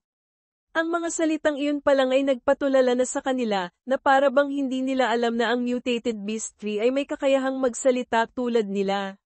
May isang hindi nakapagpigil at nagsalita, hindi ba ito ang teritoryo ng Huaxia Federation? Isa sa pinakamalalakas na lugar ng tao. Malinaw na mayroong Ling power barrier dito. Paano siya nakapasok? Ipinakita ni Yuziyu ang isang bagay na parang maliit na aparato sa kanyang 2 daliri, na parang isang laruan. Ang ganitong uri ng bagay ay ganap na walang silbi sa akin. Lahat ay natahimik, hindi makapagsalita. Ang sagot na iyon ay alam na nilang lahat, bakit kailangan pang sabihin? Nang makita niyang ang mukha ng lahat ay puno ng pag-iingat, pag-aalala, o tulala na hindi alam ang sasabihin, nagtanong si Yuziyu nang may ngiti, natatakot ba kayong makipag-alyansa kami ni The Darkness para puksain kayo? Ngunit hindi siya nagbibiro. Ang katahimikan na bumalot sa paligid ay nagpabigat sa mga salita ng mutated beast tree. Ganyan pa rin ba kakitid ang pag-iisip ninyo? Sige, magiging prangka ako. Hindi ako katulad ni The Darkness na mahilig maglaro ng pusa't daga. Kung maglalakas loob ang sangkatauhan na kalabanin ako. Ang pag-aatubili ni Yoziyo ay nagpatindi sa tensyon, pakiramdam ay walang nangangahas huminga. Sa wakas, narinig nila ang kanyang pangwakas na salita, hindi ako magdadalawang isip na puksain ang buong lahi ng tao. Lahat ay nagpakita ng malinaw na pagkasindak. Si The Darkness ay nagbanta lamang, ngunit ang direktang epekto ng mga salita ni Yoziyo ay hindi na kailangang pagtalunan. Dinagdagan pa niya ito ng isang nakakatakot na tingin para hindi siya ikumpara ng mga tao kay The Darkness, tiyak na wala akong iiwanang buhay. Hindi siya pumunta roon para makipag-ayos, hindi siya nagbigay ng pagpipilian. Bigla siyang nagsalita, patungkol sa pinuno na may guhit na uniforme na ngayon ay tahimik na rin, siguradong ang leader ng Huaxia ang pinaka-nakakakilala sa akin. Tama ang sinabi ni Yoziyo, kaya hindi ito nang ahas magsalita. Ang tiyak at tumutupad sa salitang katangian ng Divine Tree ay walang mas nakakaunawa kaysa sa Federation. Nagpatuloy siya, hindi ko maintindihan kung bakit si The Darkness ay nakatuon sa sangkatauhan. Ngunit may isang bagay akong masasabi sa inyo, noong huling lumitaw si The Darkness sa mundong ito, ang sangkatauhan mismo ang tumalo sa kanya. Ito ang pinakakakaibang detalyeng narinig ng mga matatandang naruroon. Ang ilan ay parang nakarinig ng kwentong multo, ang kanilang mga mukha ay puno ng pagkalito, nagtatanungan, tinalo si The Darkness. Nagawa ba iyon ng sangkatauhan? Mukhang walang sino man ang nakakaalam ng lihim na ito. At wala ring paraan ng mga tao para malaman ito. Ano ang layunin ni Yoziyo sa pagsasabi nito sa kanila? Lahat sila ay nalulunod sa takot sa dalawang malalakas na puwersa, ngayong nalaman nilang napatay ng tao ang isa sa dalawa, anong silbi nito? Maingat na nagsalita ang pinuno na may guhit na uniforme, ano ang layunin mo sa pagpunta rito? Hindi maaaring gusto mo lang sabihin sa amin ang mga bagay na ito, tama ba? Ikaw pa rin ang pinakamatalino. Humarap si Yoziyo sa direksyon nito. Hindi niya direktang sinagot ang tanong, ngunit nagbunyag ng kaunti. Tungkol sa mga plano ng Misty Great Mountain, kami ay determinado na labanan si The Darkness. Kung ano ang gusto niyong gawin, gawin niyo. Masamang tiningnan ng pinuno ang Divine Tree. Malinaw na naiintindihan niyang walang silbi rin ang kanyang tanong. Tama nga, dumating lang siya para magbigay alam, tapos sinabi niyang gawin na lang nila kung ano ang gusto nila. Ngunit sa impormasyong nakuha, sino ba naman ang hindi magkokonsidera na makipagdigma kay The Darkness?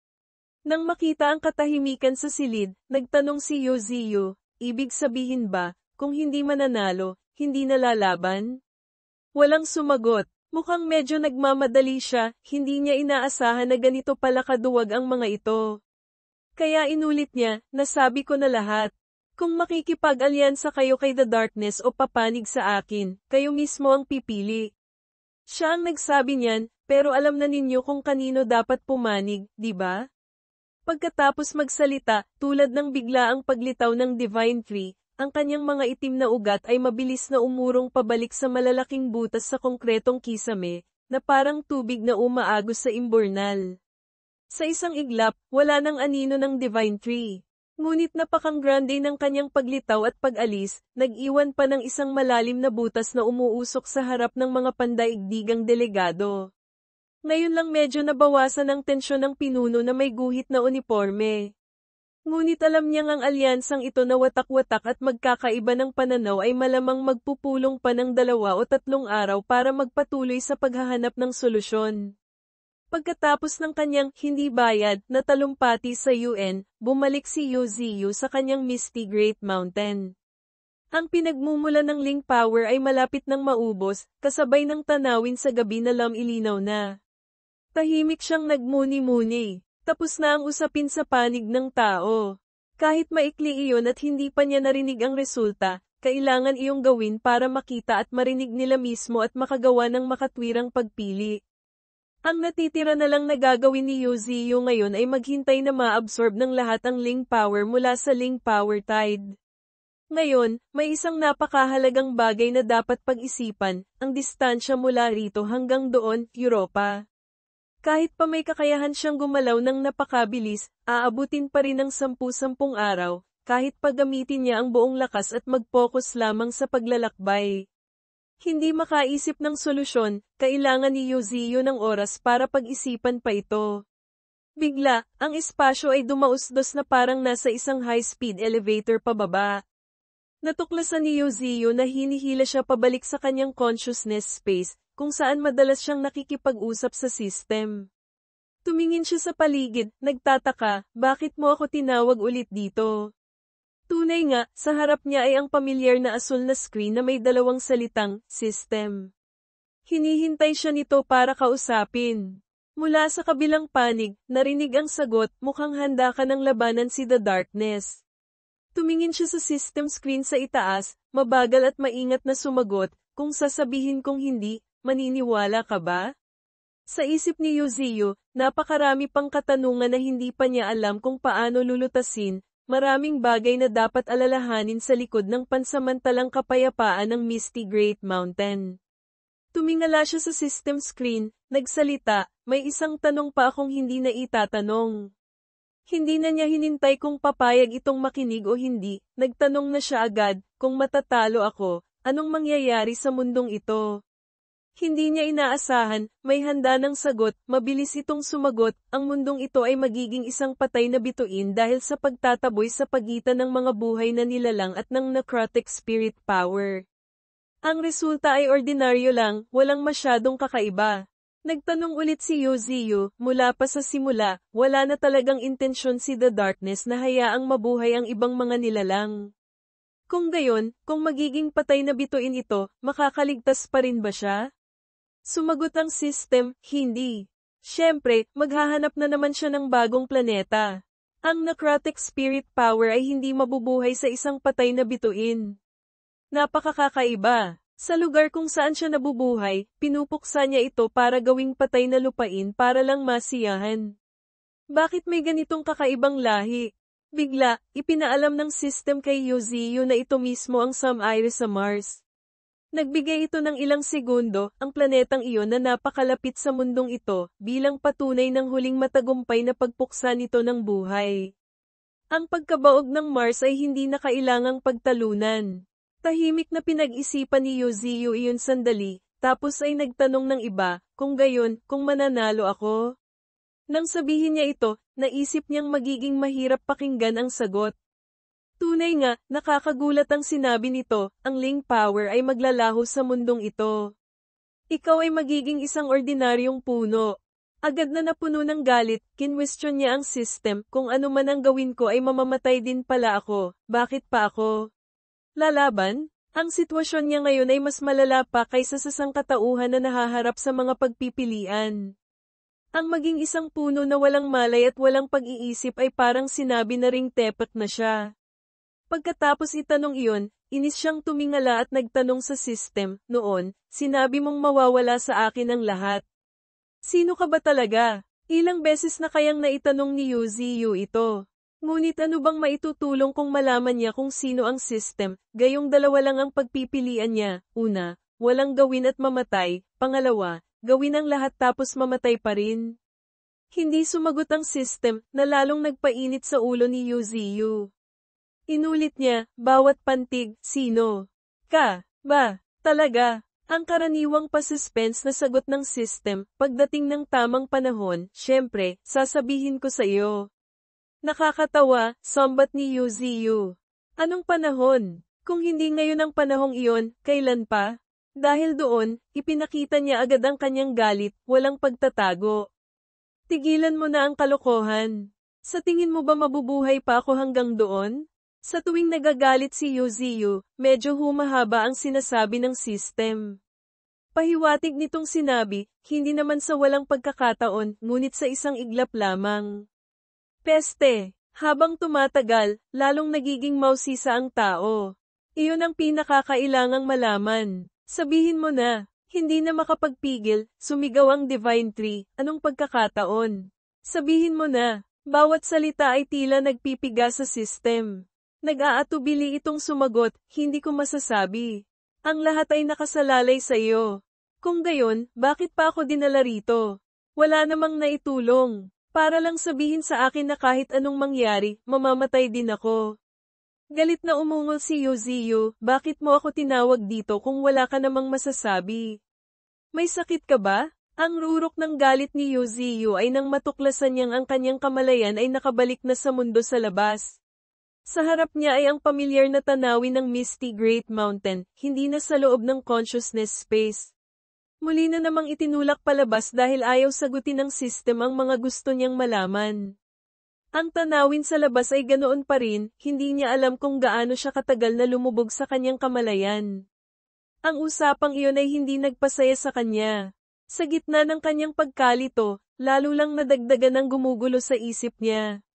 Bakit pa ako kinaladkad doon tapos wala namang masasabing kapaki-pakinabang maliban sa kahihinat na nakamatayan o maging isang puno na walang malay?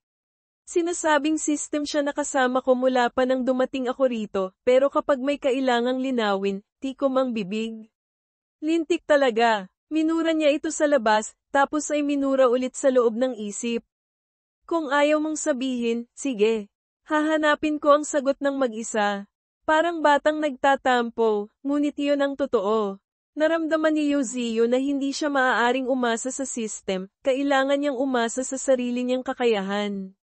Habang ang boss, Yuziyu, ay paikot-ikot sa bulwagan ng pagpupulong ng United Nations para ipamukha sa mga tao na dapat alam nila kung ano ang pipiliin, si Xiaoling naman ay mabilis ding bumalik sa lungsod na kanyang pinamamahalaan. Ipinatawag niya ang Dark Assembly, halika kayo rito agad para sa pagtatalaga ng mga gawain.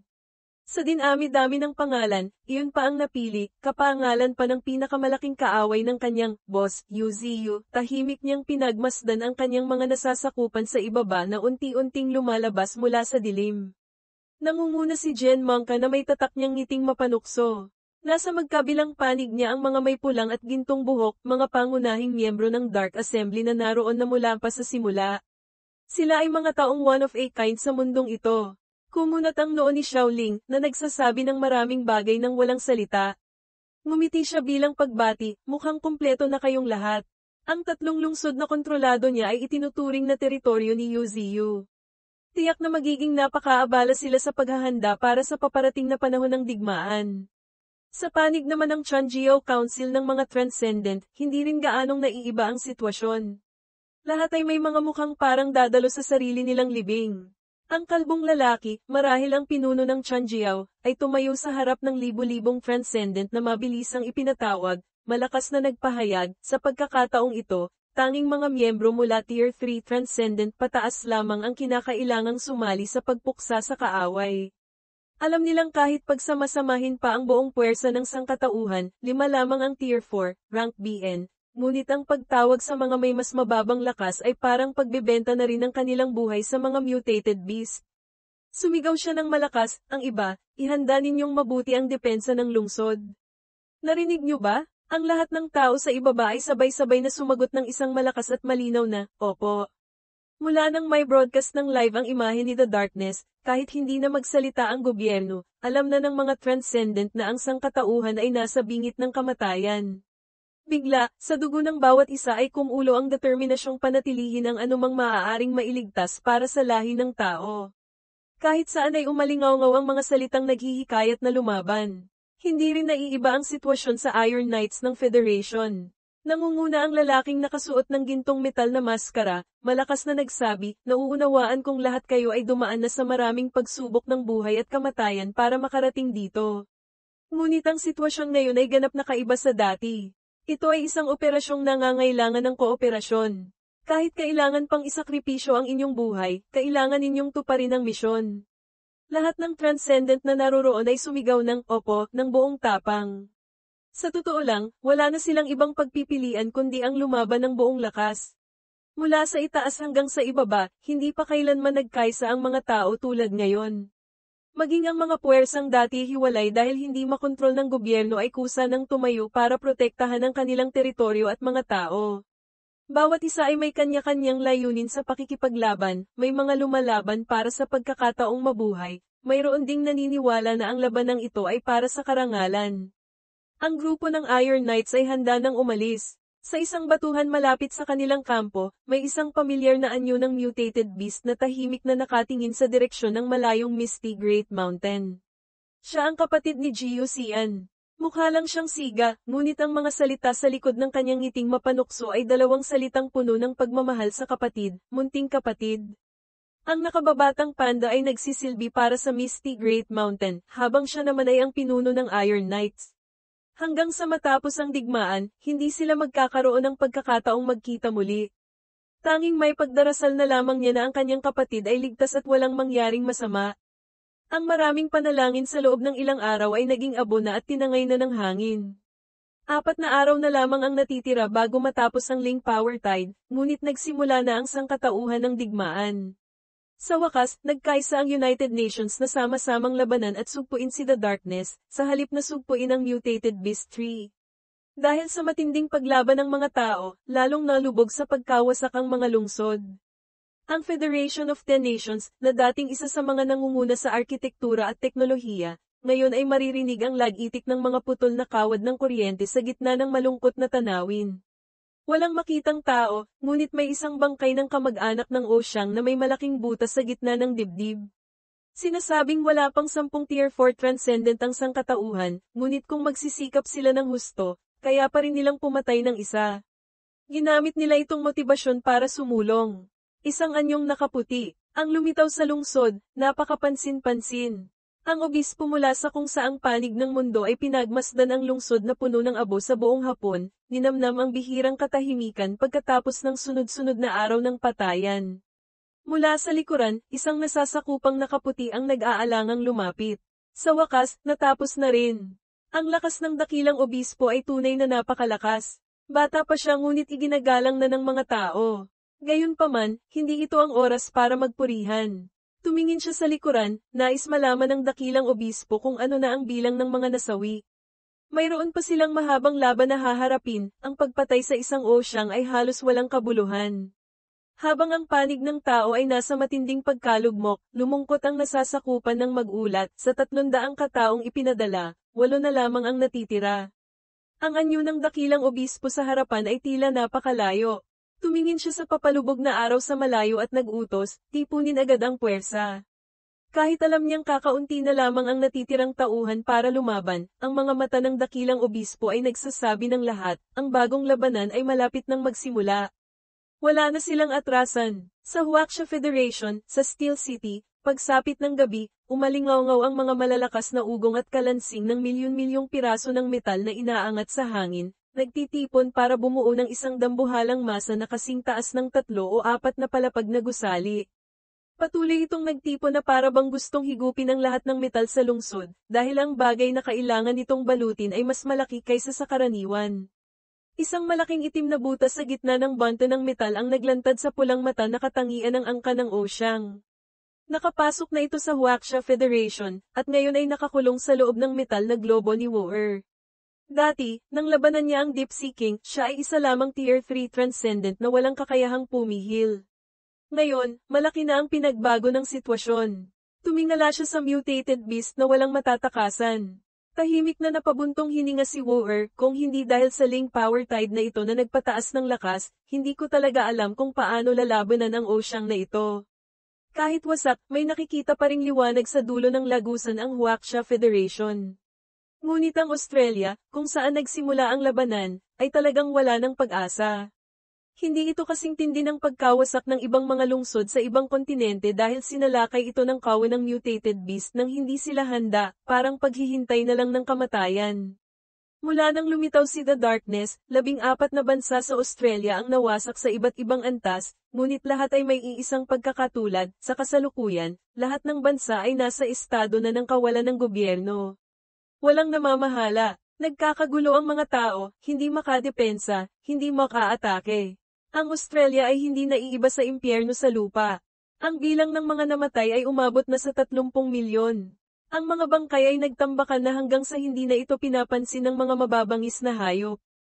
Hinahanap nila ang mga taong tumatakbo pa gamit ang 2 paa ng may kasiyahan, dahil total, ang kontinenteng ito ay sa mga mutated beast na, malaya silang pumili ng lasa na gusto nila.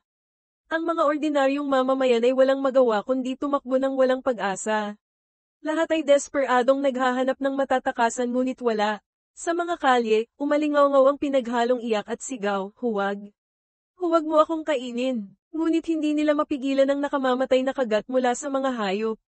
Ang mga sigaw ng tulong ay naglalaho sa kawalan. Sa mga lugar na walang gobyerno ngunit mayroon pa ring mga nagsasariling puwersa na armado, nagtayo sila ng mga bunker at walang tigil na nagpapaputok ng baril. Hindi sila sumusunod sa anumang utos, basta't may makitang mutated beast, tuloy-tuloy ang putok. Gayunpaman, ang mga armas ng tao ay hindi gaanong epektibo laban sa mga mutated beast na nag-evolve na. Lumipat sila sa depensa, ngunit dahil wala silang lakas ng transcendent at baril lamang ang meron, ang mga nagsasariling puwersa ay hindi nakaiwas sa isang nakakakilabot na patayan. Ang unang linya ng depensa ay nabutas na. Ang mga natitirang buhay ay ginamit na ang lahat ng mayroon sila.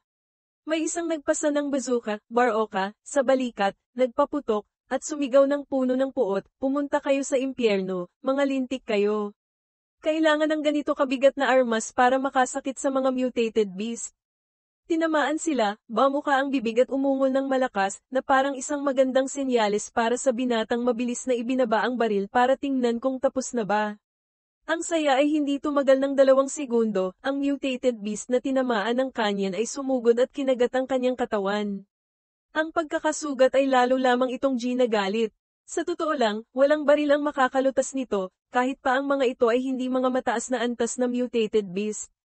Ang linya ng depensa sa harapan ay mabilis na nawasak. Ang huling, puwersang pandigma ng tao ay walang tigil na nagpapaputok sa kawan ng mga hayop na tumatakbo palapit sa kanila. Bawat hakbang palapit sa sangkatauhan, mas malinaw na naririnig ang kanilang mga sigaw ng paghihirap, putukan nyo. Putukan nyo. Huwag kayong titigil sa pagputok.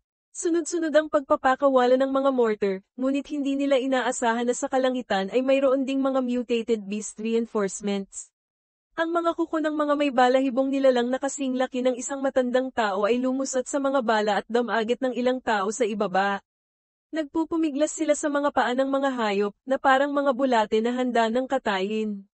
Ang mga sigaw ng tulong at iyak ay humalo sa pagpagaspas ng mga pakpak sa hangin, na nalampasan pa ang ingay ng mga putok, ginagawang parang isang altar ng pag-aalay ang eksena.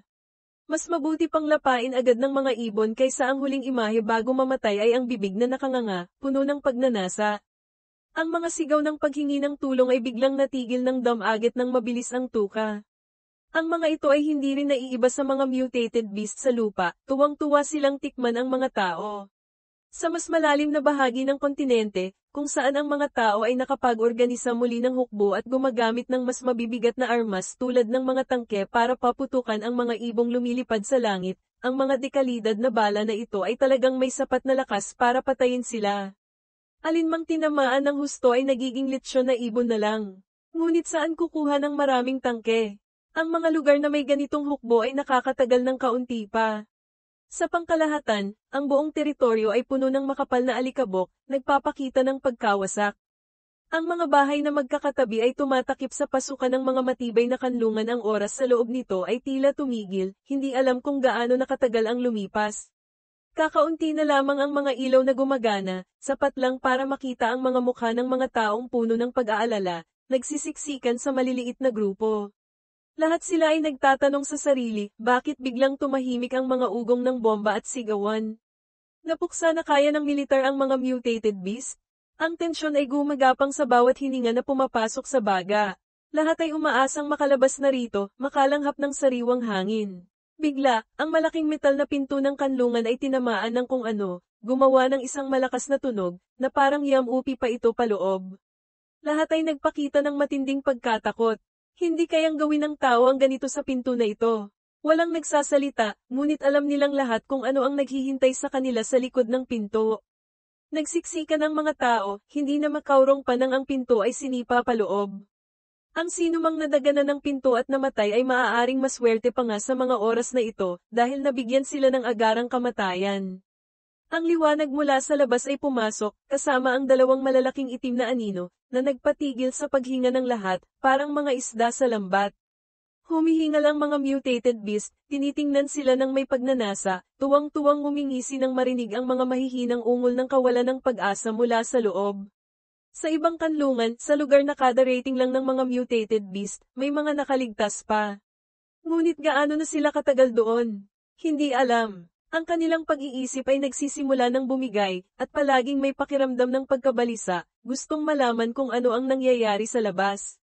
Wala pa ring signal ang telepono, ilang beses nang sinubukan ngunit wala. Hinala nila, marahil lahat ng signal tower ay matagal nang nasira.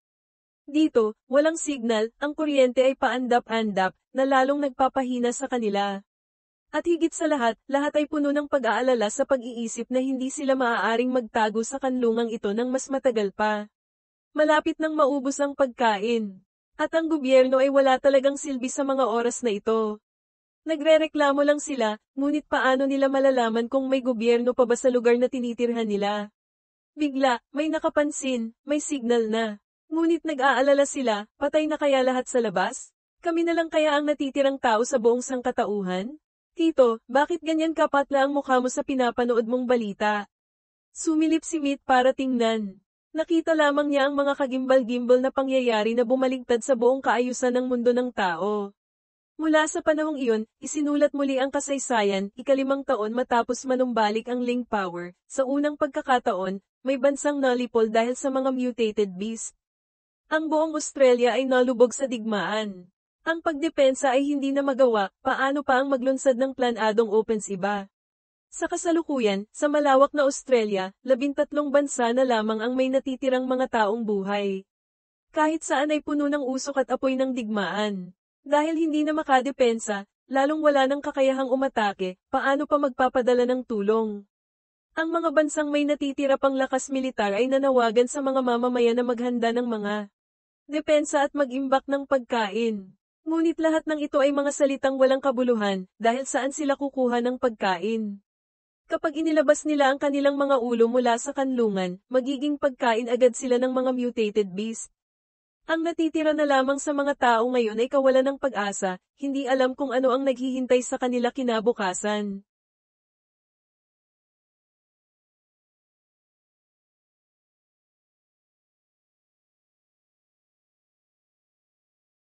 Samantala, sa isang sulok ng Australia, sa isang base kung saan 12-dosenang eroplano ang nagtitipon, napakalapit sa isa't isa na halos magkadikit na ang mga alisi. Ang lugar ng kampo militar ay lalong lumiliit, ang magkaroon ng lugar para may parada ang mga sasakyan ay swerte na. Malapit doon ay isang mahabang pila ng mga sundalo, nakakumpas ang mga kamay sa likod, naghihintay ng utos, ang kanilang mga mukha ay puno ng tensyon at kaba. Sa kasalukuyang sitwasyon, dapat sana ay matindi ang labanan sa halip na magtipon, ngunit iba ito sa ordinaryong digmaan. Ang kapitan na si Gia ay tumayo sa itaas, malakas na nagsasalita, sa mga nakaraang araw, lahat tayo ay lumaban sa harapan. Alam kong marami sa inyo rito ang nawalan ng mga kamag-anak, kaibigan, at mga mahal sa buhay. Tulad ninyo, ang aking anak na lalaki at babae ay parehong nagsakripisyo sa larangan ng digmaan laban sa mga osyang. Dahil kailangan tayo ng mga mamamayan, anuman ang mangyari, kailangan nating magpatuloy. Ang mga sundalo ay nakikinig na parang nilulunok ang bawat salita. Sa iba't ibang lungsod, marami pa ring mga sibilyan ang natrap, naghihintay ng ating pagsagip. Handa ba kayo para sa susunod na misyon? Tinatanong ng commander ang kanyang mga sundalo kung handa ba silang lumaban hanggang kamatayan. Ito ay isang mahirap na tanong, at malinaw na wala ng atrasan ang sitwasyon. Malakas niyang ipinaalam sa lahat ng naroroon, bawat susunod na misyon ay walang pagkakataong makabalik. Handa ba kayong isakripisyo ang inyong buhay? Ngunit walang bahid ng takot ang makikita sa mga mata ng mga sundalo. Bawat isa sa kanila ay sabay-sabay na sumagot ng opo ng buong sigasig. Alam ng lahat na pagkatapos ng labanang ito, maaaring mamatay silang lahat, ngunit wala nang makakaatres. Ang ilan ay gustong protektahan ang natitirang bahagi ng kanilang pamilya, ang ilan ay gustong magkaroon pa ng isang sinag ng pag-asa ang sangkatauhan para mabuhay, mayroon ding nagniningas sa galit, simpleng gustong maghiganti. Sa hudyat na umalis, lahat ay sumakay sa mga helicopter, mabilis na lumipad patungo sa pangunahing larangan ng digmaan, kung saan hindi mabilang na mga bibig ng mutated beast ang nakabuka, naghihintay, at hindi rin mabilang na mga sibilyan ang naghihingalo. Ang mga bitak sa kalawakan ngayon ay mas maliit na. Ang liwanag ng Ling Power ay kumikinang pa rin, ngunit ang lawak na binubuhusan nito sa ibaba ay hindi na gaanong malaki.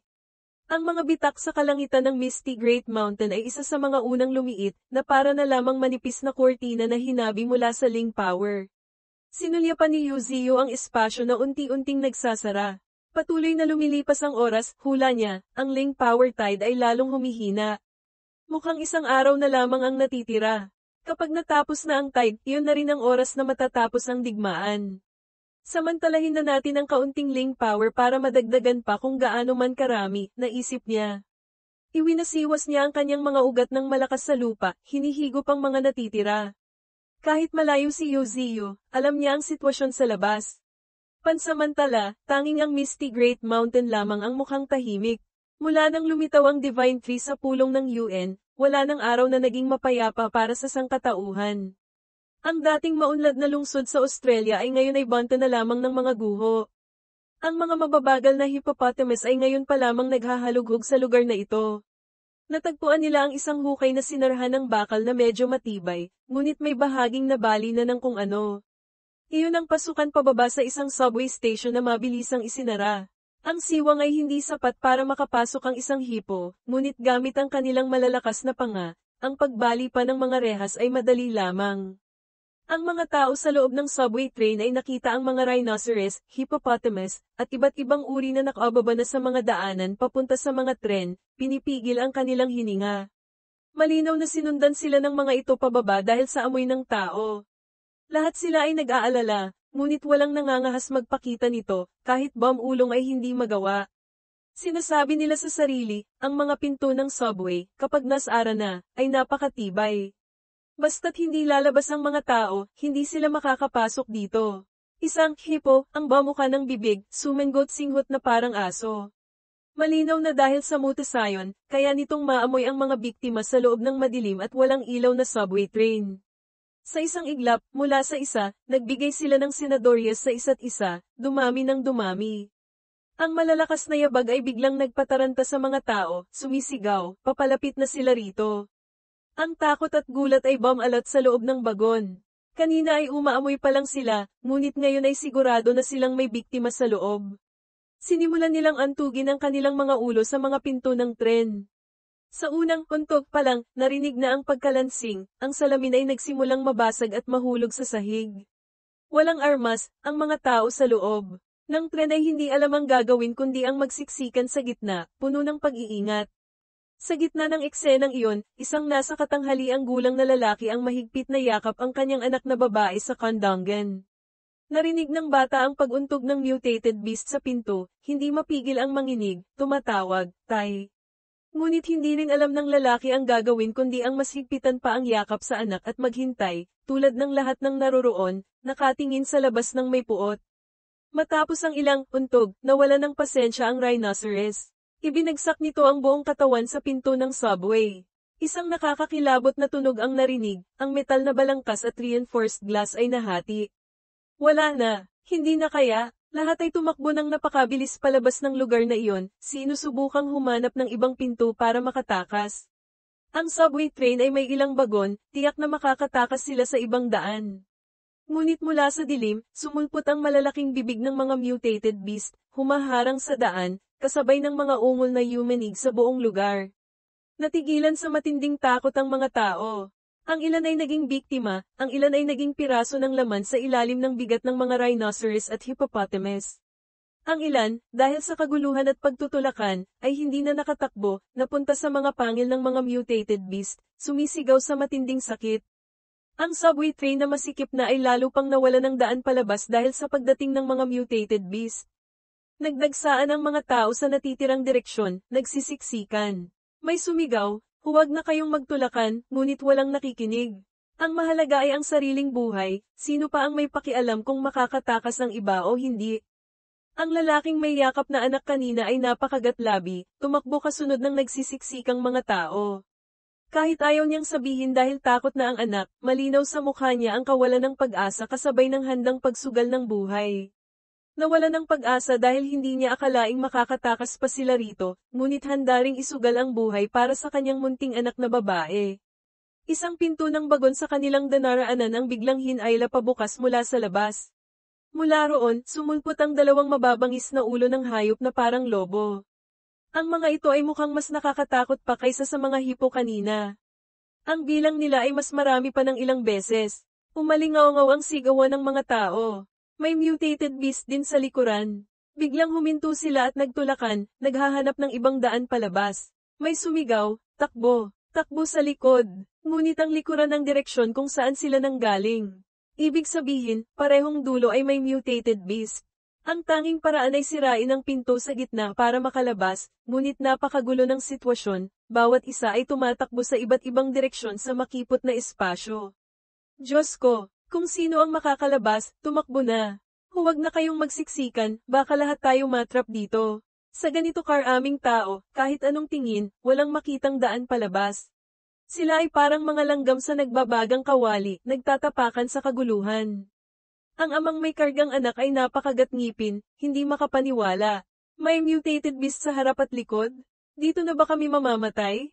Pagkatapos ng lahat ng paghihirap, dito pa rin kami mamamatay?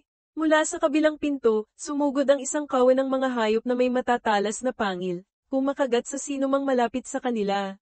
Naghiyawan ang mga tao, tumatawag sa kanilang mga magulang, ngunit walang magawa. Kung sino ang malas, siya ang tatamaan. Ano pa ang magagawa kundi ang umiyak? Tumingin siya sa kanyang anak na babae na nakapikit ng mahigpit, hindi nangangahas umiyak. Tahimik siyang nagmura, peste. Ayos lang akong mamatay, pero dapat mabuhay man lang ang batang ito. Bigla, umalingaw-ngaw ang tunog ng sunod-sunod na putok ng baril. Lahat ay mabibigat na armas na kinakargahan ng bala, walang tigil na pinapuputukan ang mga ulo at nguso ng mga mutated beast. Umungol sila sa sakit, hindi makasulong sa ilalim ng ulan ng bala na parang walang katapusan. Ang mga taong nakahinga ng bahagya ay gumapang para makatakas. Basta't hindi ito mga mataas na antas na mutated beast tulad ng Oshang, agad na nagkakaroon ng epekto ang mga armas ng tao. Pinakawalan nila ang lahat ng kanilang lakas pandigma, unti-unting naitulak pabalik ang mga mutated beast, nagbukas ng daan palabas para sa mga sibilyan. Sila ay dali-daling tumakbo palabas ayon sa utos. Lahat ay pakiramdam na dininig na ng langit ang kanilang paghihirap. Daan-daang tao ang sunod-sunod na tumakbo palabas sa hintayan ng subway, pagkatapos ay sa natitirang pasukan ng subway. Walang sino mang lumingon pabalik. Hindi na rin nila alam kung gaano katagal na silang hindi nakakalanghap ng hangin sa itaas.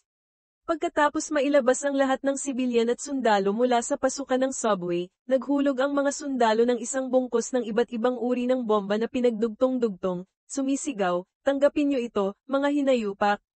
Isang malakas na pagsabog ang nagpaangat ng isang dambuhalang haligi ng apoy.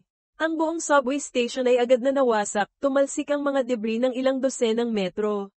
Pansamantalang nalutas ang panganib sa harap nila.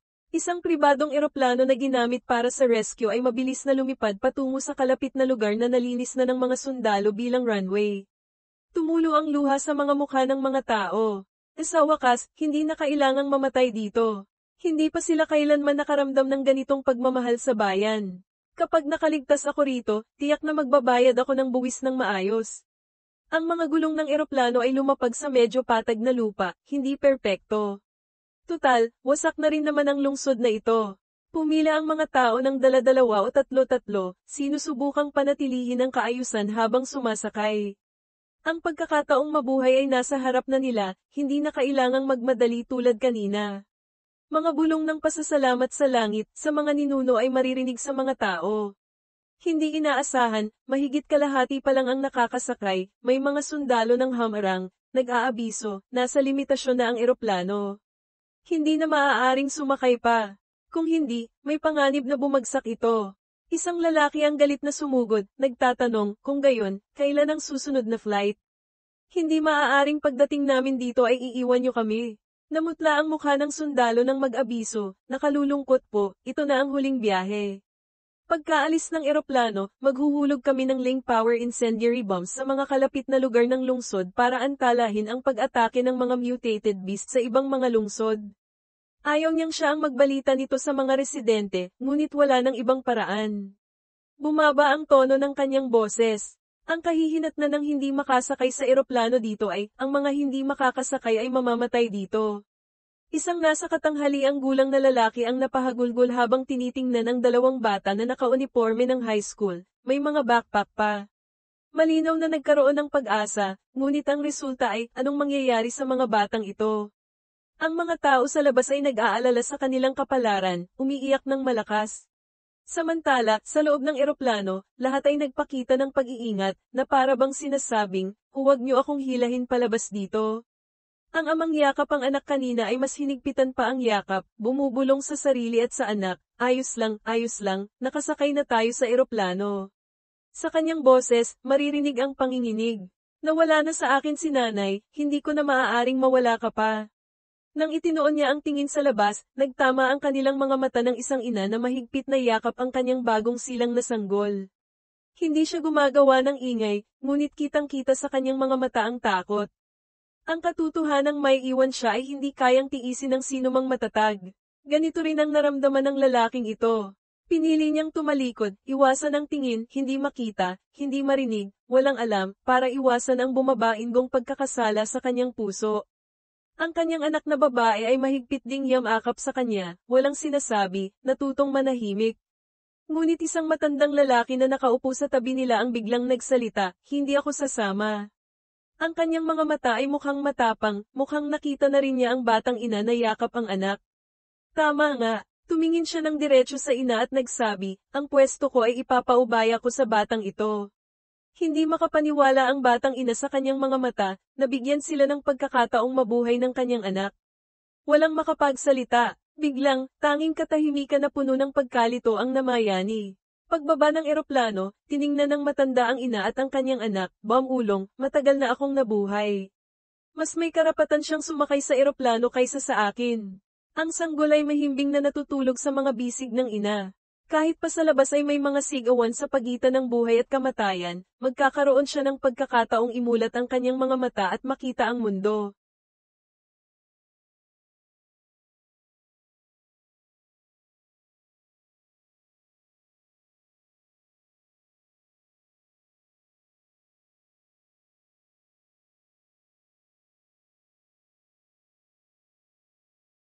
Ang mga tao sa ibaba ng eroplano ay dahan-daang tinitingnan ang matandang lalaki na umalis sa pwestong dapat sana ay sa kanya, para bigyan ng pagkakataon ng isang bata na mabuhay. Natahimik sila, tapos bigla, sa grupo ng mga matatanda, may ilan ding kusang tumayo at bumaba, na may katulad na sinabi, ibibigay ko rin ang aking pwesto. Ako rin. Maraming matatanda na mag-isa o magkapares, kahit pa iniwan ng kanilang mga pamilya, ang bumaba mula sa eroplano para magbigay ng puwang sa mga bata sa ibaba. Padami ng padami ang bilang, umaabot na sa ilang dosina ang kusang loob na tumatalikod sa nag-iisang pagkakataon nilang mabuhay. Nangingilid ang luha sa mga mata ng mga bata nang makita nilang ang pagkakataon nilang mabuhay ay katumbas ng kamatayan ng iba. Isang nasa katanghaliang gulang na lalaki sa grupo ang natigilan at nagsalita, ngunit, mamamatay kayong lahat niyan? Ito ay isang bagay na alam ng lahat, ngunit pinili nila ito. Huwag na kayong magbagal, sumakay na kayo sa eroplano. Kung hindi, magsisisi ako. Malinaw na hindi siya sang-ayon, gusto pa rin niyang kumapit sa isang sinag ng pag-asa para mabuhay.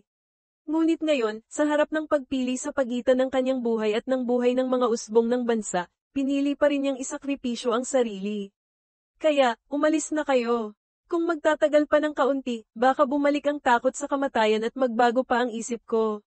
Ang walang tigil na putok ng baril mula sa likuran ay parang nagmamadali sa lahat na kumilos na. Ang mga mutated beast ay lalong nasasanay sa mga bala ng tao, basta na lang nilang ibinubuka ang bibig at sumusugod, gustong lapain ang lahat. Ang mga sundalo ay walang tigil na nagpapaputok hanggang maubos ang bala, habang minamadali ang mga tao sa likod ng eroplano, lumipad na kayo. Hindi na namin kaya rito. Maaaring kailangan pa nilang gamitin ang kanilang mga buhay para lang pansamantalang maantala ang pag-abante ng mga ito. Bigla, sa grupo ng mga tao sa ibaba ng eroplano, may isang batang lalaki na may benda sa ulo. Mukhang nasugatan na siya bago pa makarating dito. Nakatingin siya na parang nagtatanong sa mga nasa itaas, sa mga may pagkakataong mabuhay na hindi siya kasama. Ang kanyang mga matang puno ng tanong ay muling napunta sa amang yakap ang maliit na bata. Muli, nagtama ang mga mata ng ama sa isang taong alam niyang kaya niyang iligtas ngunit ayaw niyang iligtas. Ang kanyang ekspresyon ay unti-unting dumilim. Nagtitigan silang dalawa ng ilang sandali. Hindi maintindihan kung bakit, sa pagkakataong ito, hindi na siya tumalikod. Sa kaibuturan ng mga mata ng bata ay kitang-kita ang takot, at parang kinu-question siya, bakit yan ang pwesto ko pero mahigpit mong hinahawakan? Ang bigat ng pressure sa isip ay nagparamdam sa nasa katanghaliang gulang na lalaki na kailangan niyang magdesisyon agad. Tulad ng lahat ng nasa eroplano, dalawa lamang ang kanyang pagpipilian. Una, magpatuloy na magkunwaring walang nakikita. Pangalawa, ibigay ang pwesto para makapagligtas pa ng isang bata. Lahat ay nakasalalay na lamang sa kanyang konsensya, walang humihingi sa kanya na maging bayani. Sa wakas, ibinaba niya ang maliit na bata. Tinawag niya, Xiao MN. Ang tingin niya sa anak ay puno ng pag-aalinlangan, kasama ang takot na bumabalot sa buong mukha. Pautal-yutal, sa huli, nagbilin din siya sa anak, pagkatapos nito, alagaan mong mabuti ang sarili mo, ha? Kailangan mong lamaking mabuti. Ang batang si Xiao MN, kahit napakaliit pa, ay naunawaan na ang mga salita ng kanyang ama ay isang pamamaalam. Dumilim din ang kanyang mukha, nakatingin sa ama, hindi makapagsalita. Kahit alam nilang pareho na ang paghihiwalay na ito ay mahirap nang magkita muli, tinitigan ng ama ang anak nang hindi kumukurap at nangako, maya-maya lang, sisunduan ka ni tatay, ha? Pagkatapos sabihin iyon, niyakap niya ng mahigpit ang anak sa huling pagkakataon, sumigaw sa mga nasa ibaba, dito sa amin, mayroon pang isang pwestong maaaring ibigay. Ito na ang huling pwestong maaaring ibigay sa eroplano. Mabilis na samarado ang pinto ng eroplano. Ang kalangitan sa itaas ng mga tao ay dumilim, na para bang ang kanilang pag-asa sa buhay ay naputol na rin. Ang ilan ay nakaramdam ng ginhawa dahil nakapagligtas sila ng ilang bata. Ang iba naman ay nakaramdam ng kawalan ng pag-asa na bumabalot sa lahat ng dako. Ngayon, ang mga nasa lupa ay puro mga kabataan at nasa katanghaliang gulang na. Nakatulala silang nakatanaw sa eroplano na unti-unting gumagalaw. Marahil walang sino man ang may ekspresyong katulad ng nasa katanghaliang gulang na lalaking ito, dahil ang kanyang anak na babae ay naroon, dala ang kanyang pag-asa. Kaya, kahit takot siyang mamatay, hindi siya kasing gulat ng mga natitira. Bigla, isang malaking lalaki sa tabi ang nangingilid ang luha, nagsimulang manginig ang boses habang bumabalik ang pagsisisi, bakit ko pa ibinigay ang pwestong iyon? Malinaw na ayaw kong mamatay. Paulit-ulit siyang bumubulong ng mura, na nagtulak sa ibang naroroon na magmura. Rin ng may kapaitan, lintik talaga. Gusto ko ring mabuhay. Sa gitna ng mga taong naapektuhan ng psikolohikal na trauma hanggang sa gustong bumagsak, ang ulo ng nasa katanghaliang gulang na lalaki ay nanatiling nakatingala, nakatingin sa eroplano na papalayo. Tahimik siyang tumawag, Xiao MN. Hindi ka na masusundo ni tatay. Pagkatapos nito, protektahan mo ang sarili mo ng mabuti, ha? Ang eroplano ay unti-unting sumanib sa mga ulap. Pagkatapos ng mga 10 minuto, tiyak na ang lugar sa ibaba ay magiging patag na lupa dahil sa paghulog ng mga tao ng Ling Power Bomb para pigilan ang mga mutated beast na umatake sa ibang mga lungsod. Ngunit, isang malakas na pagsabog ang umalingaw-ngaw mismo sa kinaroroonan ng eroplano. Ang mga debris ay tumalsik, nagniningning na parang mga bituin sa buong kalangitan, na nagpatulala sa lahat, hindi makapagsalita. Ang lalaking may balbas ay napakunot noon ng mariin, kalahating ayaw maniwala, kalahating natigilan. Ang kanyang Xiao MN ay nasa eroplanong iyon. Ang mga taong kanina ay umiiyak dahil sa kanilang kapalaran at nagsisisi na hindi nakasakay sa eroplano ay ngayon ay nagtakbuhan sa ibaba, sabay-sabay na sumisigaw, sumabog na. Ang eroplanong iyon ay ganap ng sumabog at naging abo. Ang mga dapat sanang may pagkakataong mabuhay ay sila pa ang unang namatay. Nang makita ang usok at alikabok sa likuran na may gumagalaw na mga Berdingal Ame, napasigaw sila sa sakit, yung nilalang na yon. Siya ang Sam-Ayer sa eroplano. Ang pinakamasakit marahil ay para sa amang nasa katanghaliang gulang na nagpaalam sa kanyang anak na babae sa eroplanong iyon. Ngayon, nasaksihan niya itong sumabog mismo sa kanyang harapan, dala ang lahat ng kanyang pag-asa. Akala niya, ang kanyang anak ang mabubuhay at siya ang may iwan dito para mamatay para bigyan ng pagkakataon ng anak. Ngunit, bakit ang anak pa niya ang namatay sa harap niya? Ang pagkatulala ng karamihan ay mabilis na napalitan ng matinding takot. Napatakbo sila pabalik nang mapagtantong ang mga sundalo sa harapan ay napatay na lahat. Maging ang transcendent sa grupo ay kinagat ng mga hayop, anong pagkakataon pa ang mayroon ng mga ordinaryong sibilyan para mabuhay? Mabilis na nabawi ng mga sundalo ang kanilang diwa ng pakikipaglaban, dahil alam nilang kapag tumuntong sila sa larangan ng digmaan, tiyak na mawawalan sila ng buhay. Agad silang nagpaputok ng walang tigil, humaharang sa daan para maka-address ang mga sibilyan sa likuran. Nagsimula na naman sila ng panibagong pagtakas. Lahat ay tumatakbo ng ubod lakas pabalik sa direksyon kung saan umuulan ng bala. Ang mga mutated beast na ito ay hindi na gumagalaw ng sama-sama tulad kanina, malinaw na sila ay mga mas mataas na antas na mutated beast. Ang ilan ay may balat na mas matigas pa kaysa bakal, lumalaban sa mga bala ng tao. Ang ilang bala na tumatama ay basta na lang tumatalbog. Ang pag-abante ng mga hayop ay hindi napigilan kahit kaunti.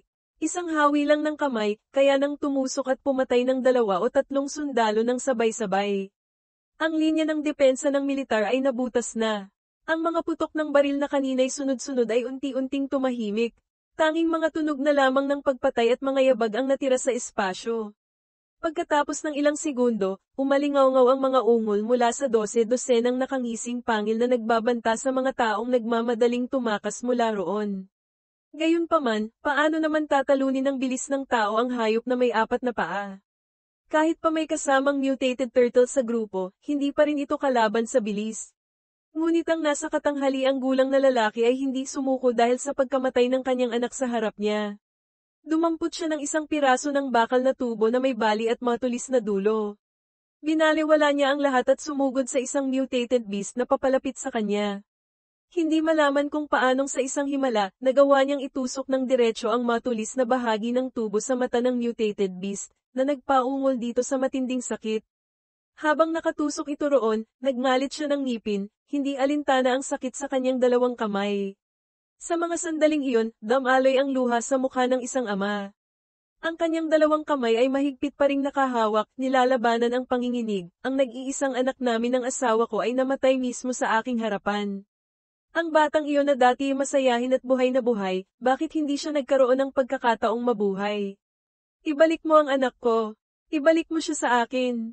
Siyempre, walang pakialam ang mga mutated beast sa sakit na nararamdaman ng ama. Basta na lang nitong iwinasiwas ang kamay paarap, pinutol ang bakal na tubo na nakadiin sa mata nito. Sa isang wasiwas lang na ganoon, kahit bakal na tubo ay nabali, paano pa kaya ang isang ordinaryong tao? Tumalsik siya paatras, ganap na nawala ng kakayahang lumaban. Tumama ang kanyang katawan sa mga guho ng isang nawasak na gusali. Hindi malinaw kung ilang buto ang nabali, nakita na lamang siyang samuka ng isang bunganga ng mapulang dugo. Ang sakit sa katawan, hindi malaman kung nadaig ba nito ang sakit sa kalooban. Ngunit nang makita niya ang isang osyang na sumulpot mula sa ilalim ng mga guho na may 2 pulang mata, naramdaman niyang parang namatay na ang kanyang puso. Lumitaw ito sa likuran ng mga mutated beast na nagbukas ng daan. Ayon sa mga balitang nalaman na ng lahat noon, kung nasaan ang osyang, ang lugar na iyon ay magiging patag na lupa. Ngayon, sa harap ng nasa katanghaliang gulang na lalaking walang armas ay isang kawan ng mga mutated beast na nakangisi at puno ng kabangisan, at ang osyang nasam-ayon sa eroplano kanina. Sa mga sandaling ito, sa kalangitan ay lumitaw na ang mga eroplanong pandigma na naghuhulog ng sunod-sunod na ling power bomb sa lugar sa ibaba, wala nang pakialam kung may sibilyan pa o wala. Kailangan nilang pigilan ang pag-abante ng mga hayop na ito bago pa sila makapaminsala ng ibang lungsod. Isang bomba ang bumagsak mismo sa likuran niya. Ngunit ano pang lakas ang natitira sa kanya para tumakbo? Ang dugo ay nagpula sa kanyang damit mula sa hiwa kanina, na parang umuubos sa kanyang lakas. Ang usok mula sa mga lugar na binagsakan ng bomba ay makapal, na parang bumabalot sa dating napakasiglang lungsod na ito ng Australia. Hanggang dito na lang, naisip niya habang umuubo ng malakas. Sa pagkakataong ito, tiyak na dito na ako mamamatay. Ngunit hindi siya makapapayag. Tumingin siya sa sinag ng papalubog na araw na humahalo sa kulay ng usok at apoy sa malayo. Tahimik siyang tumawag sa langit, sinisisi ang kapalaran, sino ang maaaring maghayganti para sa akin? Kahit sino, hindi kailangang tao, kahit Diyos o demonyo pa. Basta't may darating para maghayganti para sa akin. Nagdasal siya sa sarili, ngunit naisip niyang walang sino man ang makapagliligtas sa kanya. Dumampot siya ng kung anong piraso ng bakal, handang isakripisyo ang buhay na ito para mapatay man lang ang mutated beast sa harap niya. Dahil ang kapitan ay umapaw na, alam niyang tiyak na mamamatay siya rito, kaya mas mabuti pang makapatay ng isa para mailabas ang galit sa puso.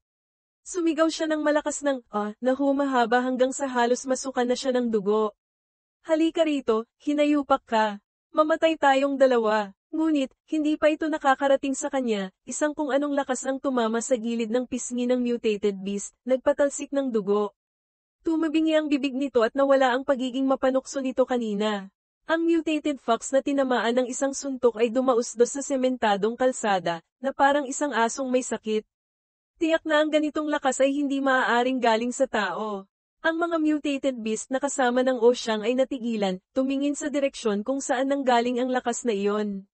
Hindi nila inaasahan na makikita ang isang anyo na hindi nila akalaing posibleng lumitaw dito. Ang nilalang na iyon ay may mahahabang puting pakpak, bawat bukas nito ay may malinaw na tunog ng pagaspas. Mahigpit pa ring hawak ang bakal na tubo. Kahit sino ka pa, kung gusto mo akong patayin, kailangan mo munang dumaan sa bakal na tubo ko. Napakatapang niya, ngunit sayang, hindi mahilig sa laman ng tao ang isang ito. Ang nakangising pangil at matatalas ng ngipin nito ay hindi interesado sa laman ng tao. Gusto lamang nitong lapain ang mga mutated beast sa harap. Pinaningkitan ng Oshang ang mata, nakatitig sa puting tigre na kara-rating lamang. Kalalapag pa lang nito sa larangan ng digmaan ay kailangan na agad nitong kumilos. Ang tigre ay umungol ng malakas, tumapak ng may awtoridad na parang nasa sarili niyang kagubatan. Umungol ito ng buong tapang, naghahanda para sa isang matinding labanan laban sa mga mapanirang nilalang sa harapan.